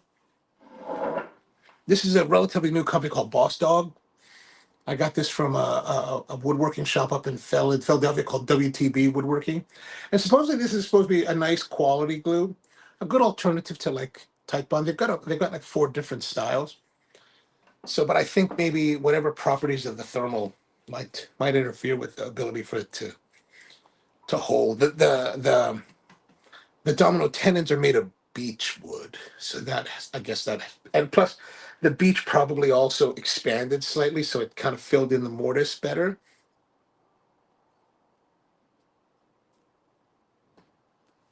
I'm going to presume though that to go to the polyurethane glue, I'll probably also have to scrape off parts of the finish in order to make sure that it gets good adhesion. Devin says, "Can I get a chair with support up the spine and tapers for the rest of the back?" I will work on that. I'll work on that. I've got more styles of chairs that I'm going to be working on in the near future. So yeah, absolutely, absolutely. My cousin had this chair at her house. These like dining chairs, kind of more in the Windsor chair style, like a stick chair. I was like, that looks kind of nice. Let me work on that. I didn't like the way that the back wrapped around and the way that it came up. I didn't like as much, but I said I could probably adjust that. And I told Brian I'm actually working on a design for a cigar chair, utilizing a live edge arm in kind of like a mid-century modern esque lounging shape.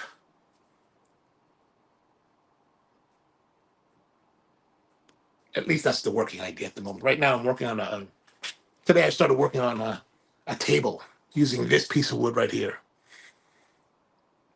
That's kind of a end table, side table, live edge kind of thing.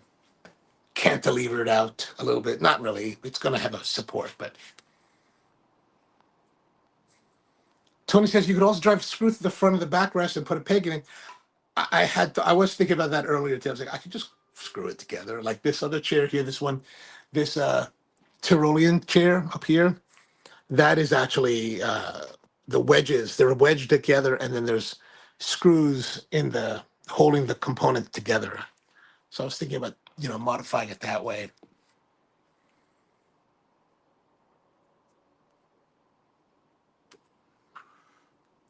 But I'm gonna call the thermal company tomorrow and be like, hey, what can I do with this? Andrew says wood dowel or steel rod, then a peg. Okay, gotcha.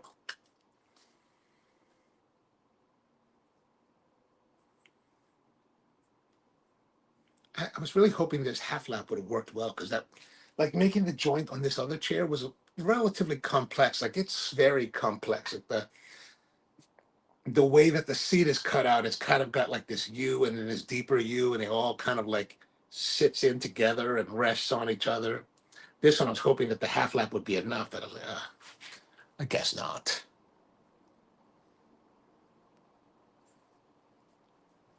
Brian says you'll have to call Uber when I pour. That's what we like to hear. That's a good bartender.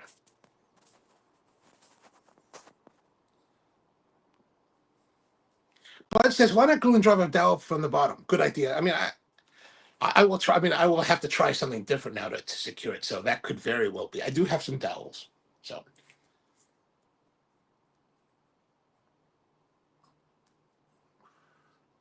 I have not used dowels as a joinery device yet, but I might give that a try because that would definitely be a lot more secure, right?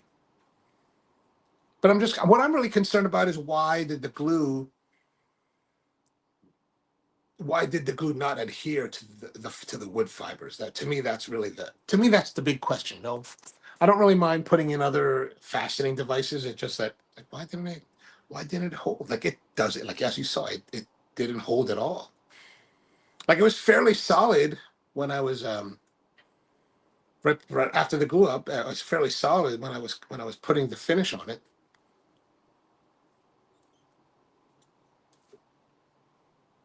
And I kind of really like this lower back rest. I kind of like that. Actually, I think the next one I'm going to make it even lower, like maybe another 2 inches lower, just to see, like, put it really in the lumbar section and see, like, if that's enough. Like, part of the reason why this is low, not only just because it's for my own personal comfort, it's more like this chair is actually designed to be like a musician's chair for cellists. So on this chair, before I built this, the one that I'm sitting in now, I had my niece come out to play her cello. She's a cellist, and so I had her come out to play on this chair and give me her feedback on it to let me know what she thought about it. So I incorporated some of that feedback into this one. But as I was sitting there, I was thinking, if the back is lower, then it will even allow more greater range of movement, right? Because even at this height, it could, like when she said, when you sit on the side, if you sit off to the side of the chair, this height can kind of get in the way. So I think lower would totally give you more movement. And she was telling me that, the back is not necessarily as important when you're playing because you're really kind of sitting up and you're not really resting your back. The only time that musicians really use, or at least cellists will use the back rest, is when they're waiting between movements or waiting for the conductor to get for the next piece, right? So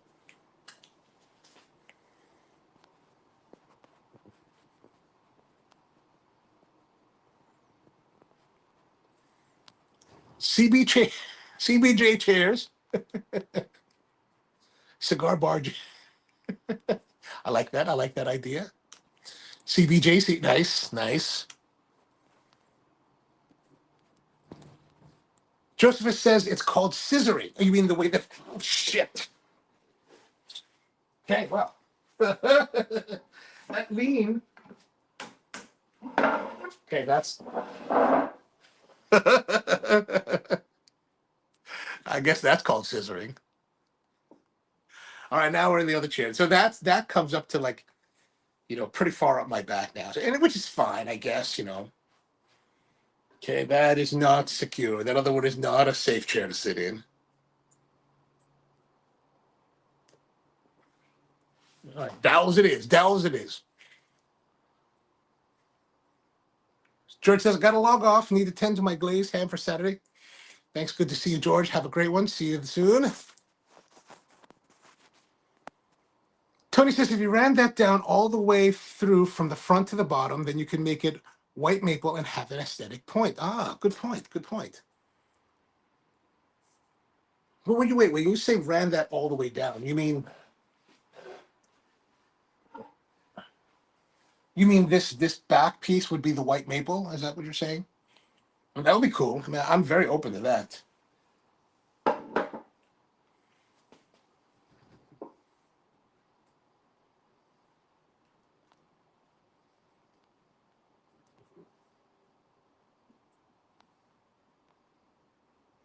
Oh no. Gosh, I hate that thing.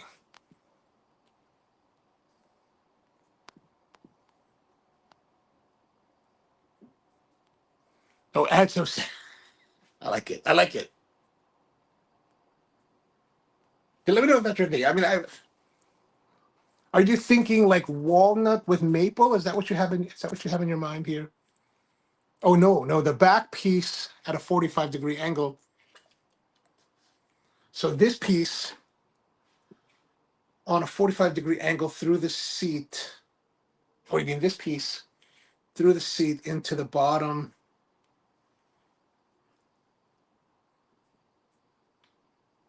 Oh, you mean like make the dowel a through tenon, like a through tenon, so you could see it in, like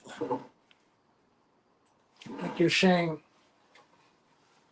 put the white dowel here, right? That's where you can, or kind of here, something like that, and you can see it protruding through the black. I like that too.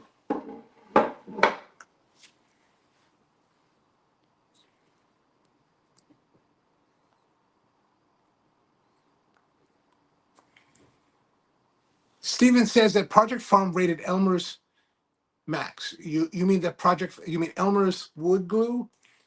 That Project Farm said that was the best.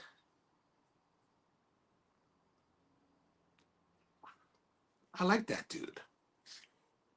If you're not too familiar with Project Farm, he's a YouTuber that makes these reviews about all kinds of stuff, tools, farm tools, all kinds of stuff. And I really enjoy his work. Like he does really great testing on the products that he reviews. And like typically what I'll do is that I'll see something that I'm interested in that he's reviewing and just, I'm sure a lot of you guys do this too, but just go straight to the very end. I just go straight to the end and see what he thinks is the best. And then if I'm intrigued, then I'll go back and look, deeper into what he's doing and how he's doing it. Like I really like what he does, but for me, it's like, at least from my channel, like I don't do a lot of gear stuff, mainly because I don't have I don't really want to have the discipline to do to do that kind of rigorous testing to get really great results. I'm kind of a little bit more fly by the seat of the pants kind of guy. Oh, okay. So you're, yeah, okay, good. Gotcha, gotcha.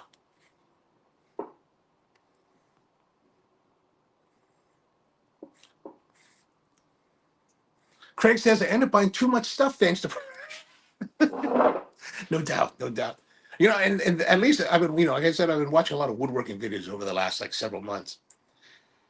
And in some respects, I feel like I'm reaching this point of like saturation. Like I'm starting to, I see more videos from other the woodworking creators that I've watched already, and some of them I'm kind of like a little bit bored with. I'm like, how much river epoxy tables can I watch? I'm like, I can't watch any more of those.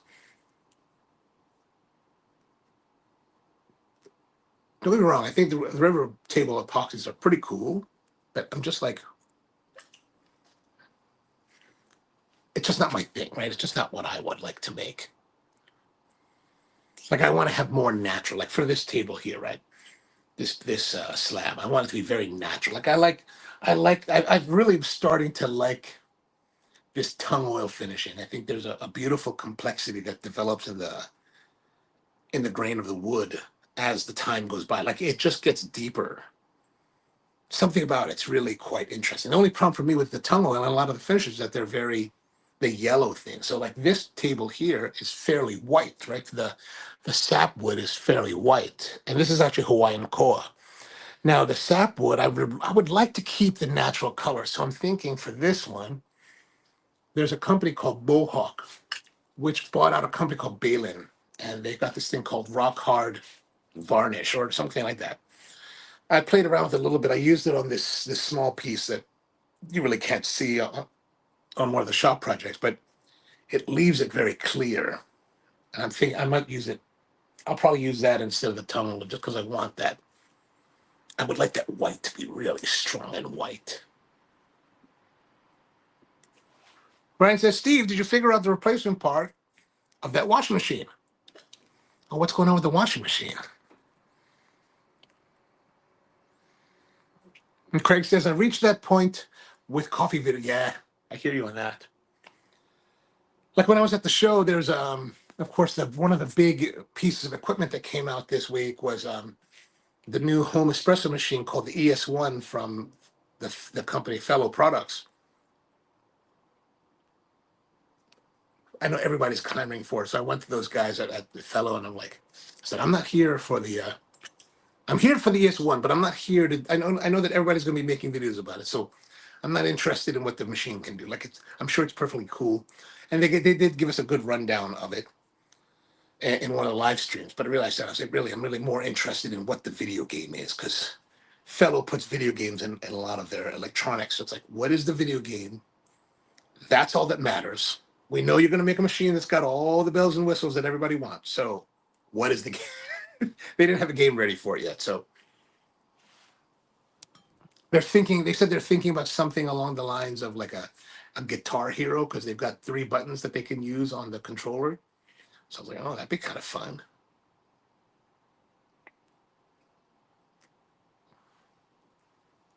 But if you watch one of the live streams, I think the live streams from Sunday, we did make it down to Fellow, and or asked. I hope that we asked some good questions from those guys about their machinery and some different insights, like as far as how they can be deployed into the field. Devin says, "You mean the decent knockoff?" Well, I mean, I know you guys think about a decent knockoff, and certainly, I think the reminiscence of the industrial design is undeniable. That is like basically like it's basically looks like a decent without the iPad. For me, when I first saw the pictures of it earlier last week, was my first thought wasn't really about the decent. My first thought was of the other ES1 made by Synesso. And I was like, it kind of looks like the Synesso ES1, which is a completely different animal. The Synesso ES1 is like a $20,000 espresso machine, really designed for home, but it could stand in as a commercial machine, like their S200s. So but it seemed like they have fairly good like water capacity as far as the water reservoir to feed it. Decent amount of like drip space. Like I think it's 2 liters for the reservoir, if I remember correctly, and 700 mils for the drip tray. So fairly decent. And I was kind of curious, like what kind of like applications could a professional use it for? Like, could it be used in like a catering kind of setup? And it seems like it could. It could be a stand-in for like, let's say like the La Marzocco Linea Mini.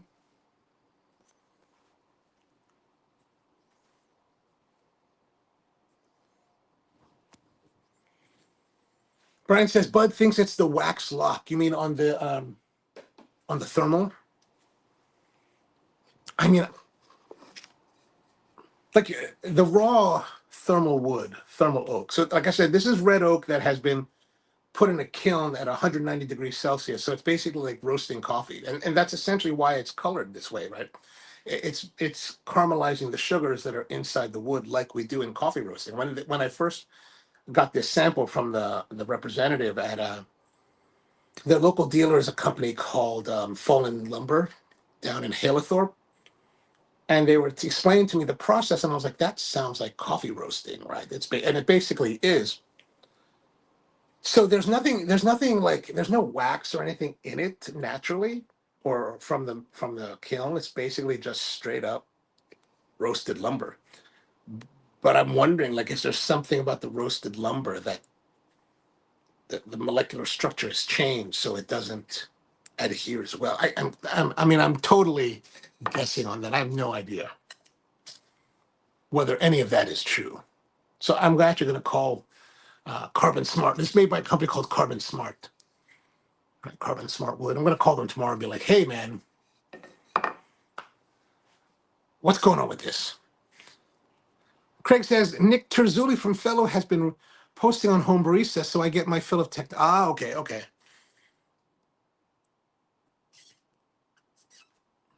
For those of you that may not be familiar with what Craig's referring to, is a website called homebarista.com. It's kind of a forum for a lot of home enthusiasts. So really a great resources, I think. I personally don't really go to that. I don't really go to any forums anymore. We used to when we were younger, but I haven't really been very good at that. Craig says, I thought it looked like the Cinesso as well. Yeah, you see, I think if you know the Cinesso, you're gonna think. I think that's the natural progression, which I think it's still a good looking. I mean, whether it's the ES1 Cinesso or the ES1 Fellow, I think it's a good looking machine. And they're supposed to be delivering it at $1,500, so it sounds like it has a lot of technical capabilities at a very reasonable price. Like $1,500, I think is very reasonable. Like you can buy the machine that I have for home, the old school La Valentina ES1 for like $1,800, so $1,500, and that's all. Mine is all like mechanical. This has got a lot more, digital controls and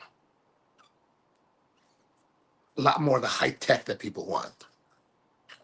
But I'm still a fan of like, for me, I'm still, if I was to get one of these other machines now, the one that I would like to get is the Meticulous, and that's going to be right around $1,800. And what I really like about the Meticulous is it's a lot more. It's kind of industrially, well, it's not really industrial. It's got this funky look to it.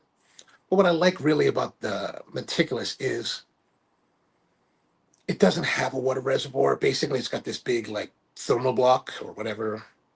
You pour water into it, much like a flare espresso lever thing, and you can put just a little bit of water and it heats up, and then you pull the shot with that. And I like the idea of now we can, instead of with that kind of setup, you can put any kind of liquid into the Meticulous and have it pull a shot, which I think allows for, at least in a, let's say in a coffee tasting setting, I think it allows for a lot of possibilities that are not possible with other machines where they have, like, let's say with the Fellows 2 liter reservoir, and I think it has like a thermal block in it that heats it up, so the pathway is very minimal, which is really nice. But you'd still have to fill it and fill the lines going to the group head and flush it all out in order to get, so you waste a lot more water to try to change waters from shot to shot. And to me, That's really what I think is fascinating and interesting about the meticulous.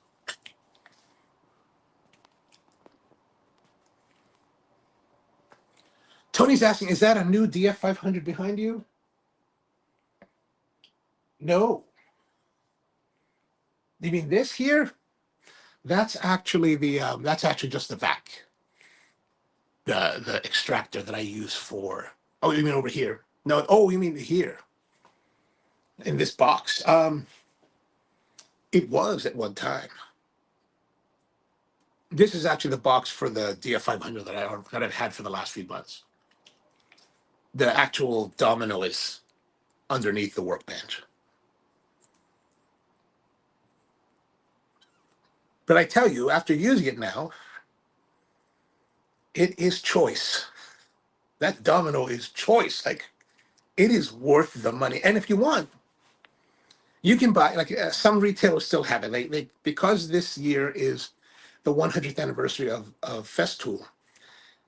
In March, on March 25th, they released the 100th anniversary domino, which I think it's the retail price of that is 1,049, which I know is a considerable amount of money. However, that kit that they're selling for like 1,049 or 1,100 bucks is normally over like 1,250. This particular one that I got was a special they came out with in the fall for 1,250, but this one's a little bit nicer in that it has not only the Domino 500, but it also came with a sustainer full of the different size tenons, as well as the different sizes of bits that the DF500 will run. So everywhere, so 4, 5, 6, 8, and 10 millimeter bits. And each of those bits, if you buy them separately, are like 50 bucks. So it was really a great deal. That was a really great deal. But this new one only comes with the 5 millimeter bit, but it does come with almost all of the accessories that are available for the domino. So it's in many respects it is a very good deal. So if you're thinking about buying a domino, and it comes in a blue sustainer that has the 100-year logos on it, which is a larger it's a full-size version of this style of sustainer. So all the blue sustainers you may see in the Festool world are some kind of special edition, limited edition. And there's a domino that came. I was actually trying to see if I could sell my domino on Marketplace for the last 2 months, but I wasn't going to take a bath on the domino. I was like, I'm not going to sell my domino and then like have to spend another few $100s just to buy this new sustainer, because that's really the difference was you get the blue sustainer. I was like, so I put it on Marketplace for like 1,100 with all the accessories, and some people kind of made offers, but I was like, I'm not. This is the price. If you pay me, I'll sell it to you. If you don't want to pay that price, go talk to somebody else that's selling a domino. Because I don't need the sustainer. It'd be nice, but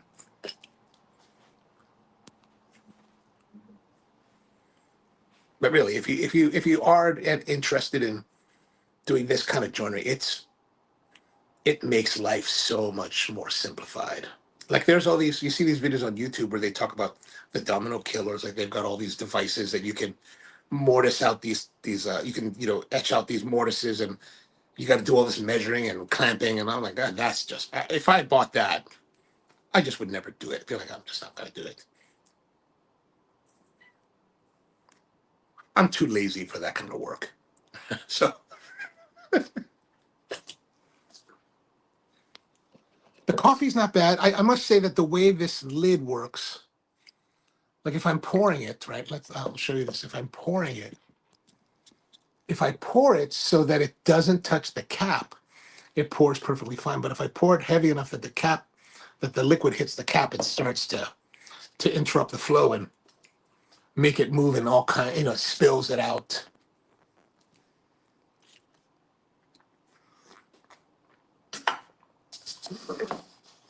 But we're almost to the end of our cigar.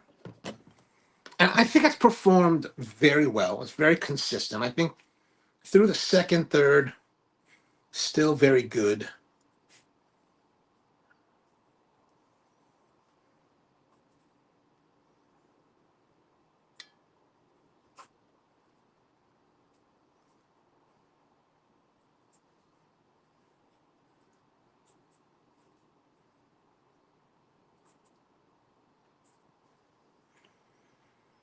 think burn and draw have been excellent. Like there's nothing wrong with that. Very excellent consistency.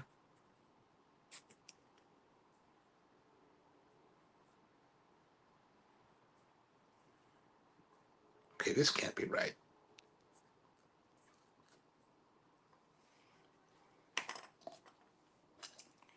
I must have messed it up somewhere on the way. Hold on, let me recalculate this. 16, 16, 16.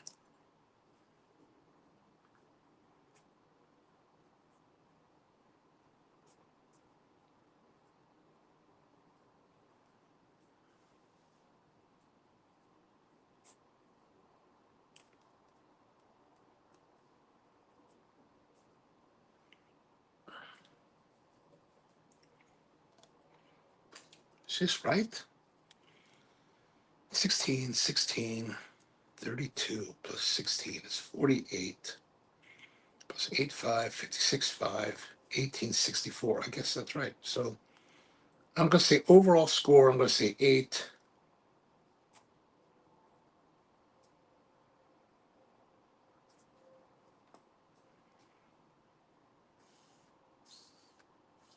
Right now I'm getting 73. I don't feel that that's accurate. I don't think that's 16, 16, 32. 32 plus 16 is 8. 8, 48. Oh, yeah, that's why. Okay, 48 plus 8.5 is 56, 5.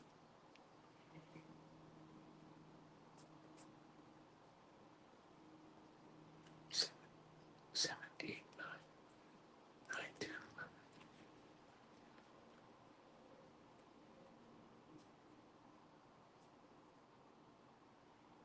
Oh, yeah, I guess so.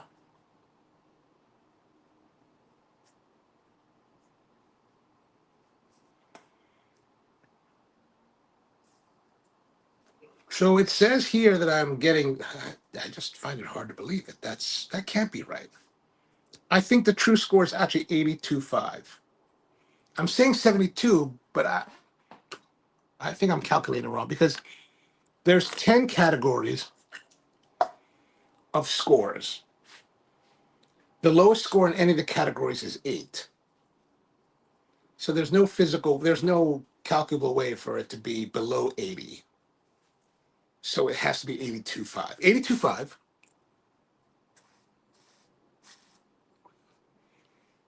is our score. That's what I'm going to stick with. So this is the MAM's House Cigar in Maduro. Corona Gorda, probably 6 by 48. Has been a really great and enjoyable cigar. $4.75. So, I mean, and I think excellent value for what it is. A very nice performer. Like I said, it's a very consistent and a good companion. Not terribly expressive, not terribly challenging, not like super complex or anything, just a nice, consistent cigar for the evening. And my fingers are burning. So,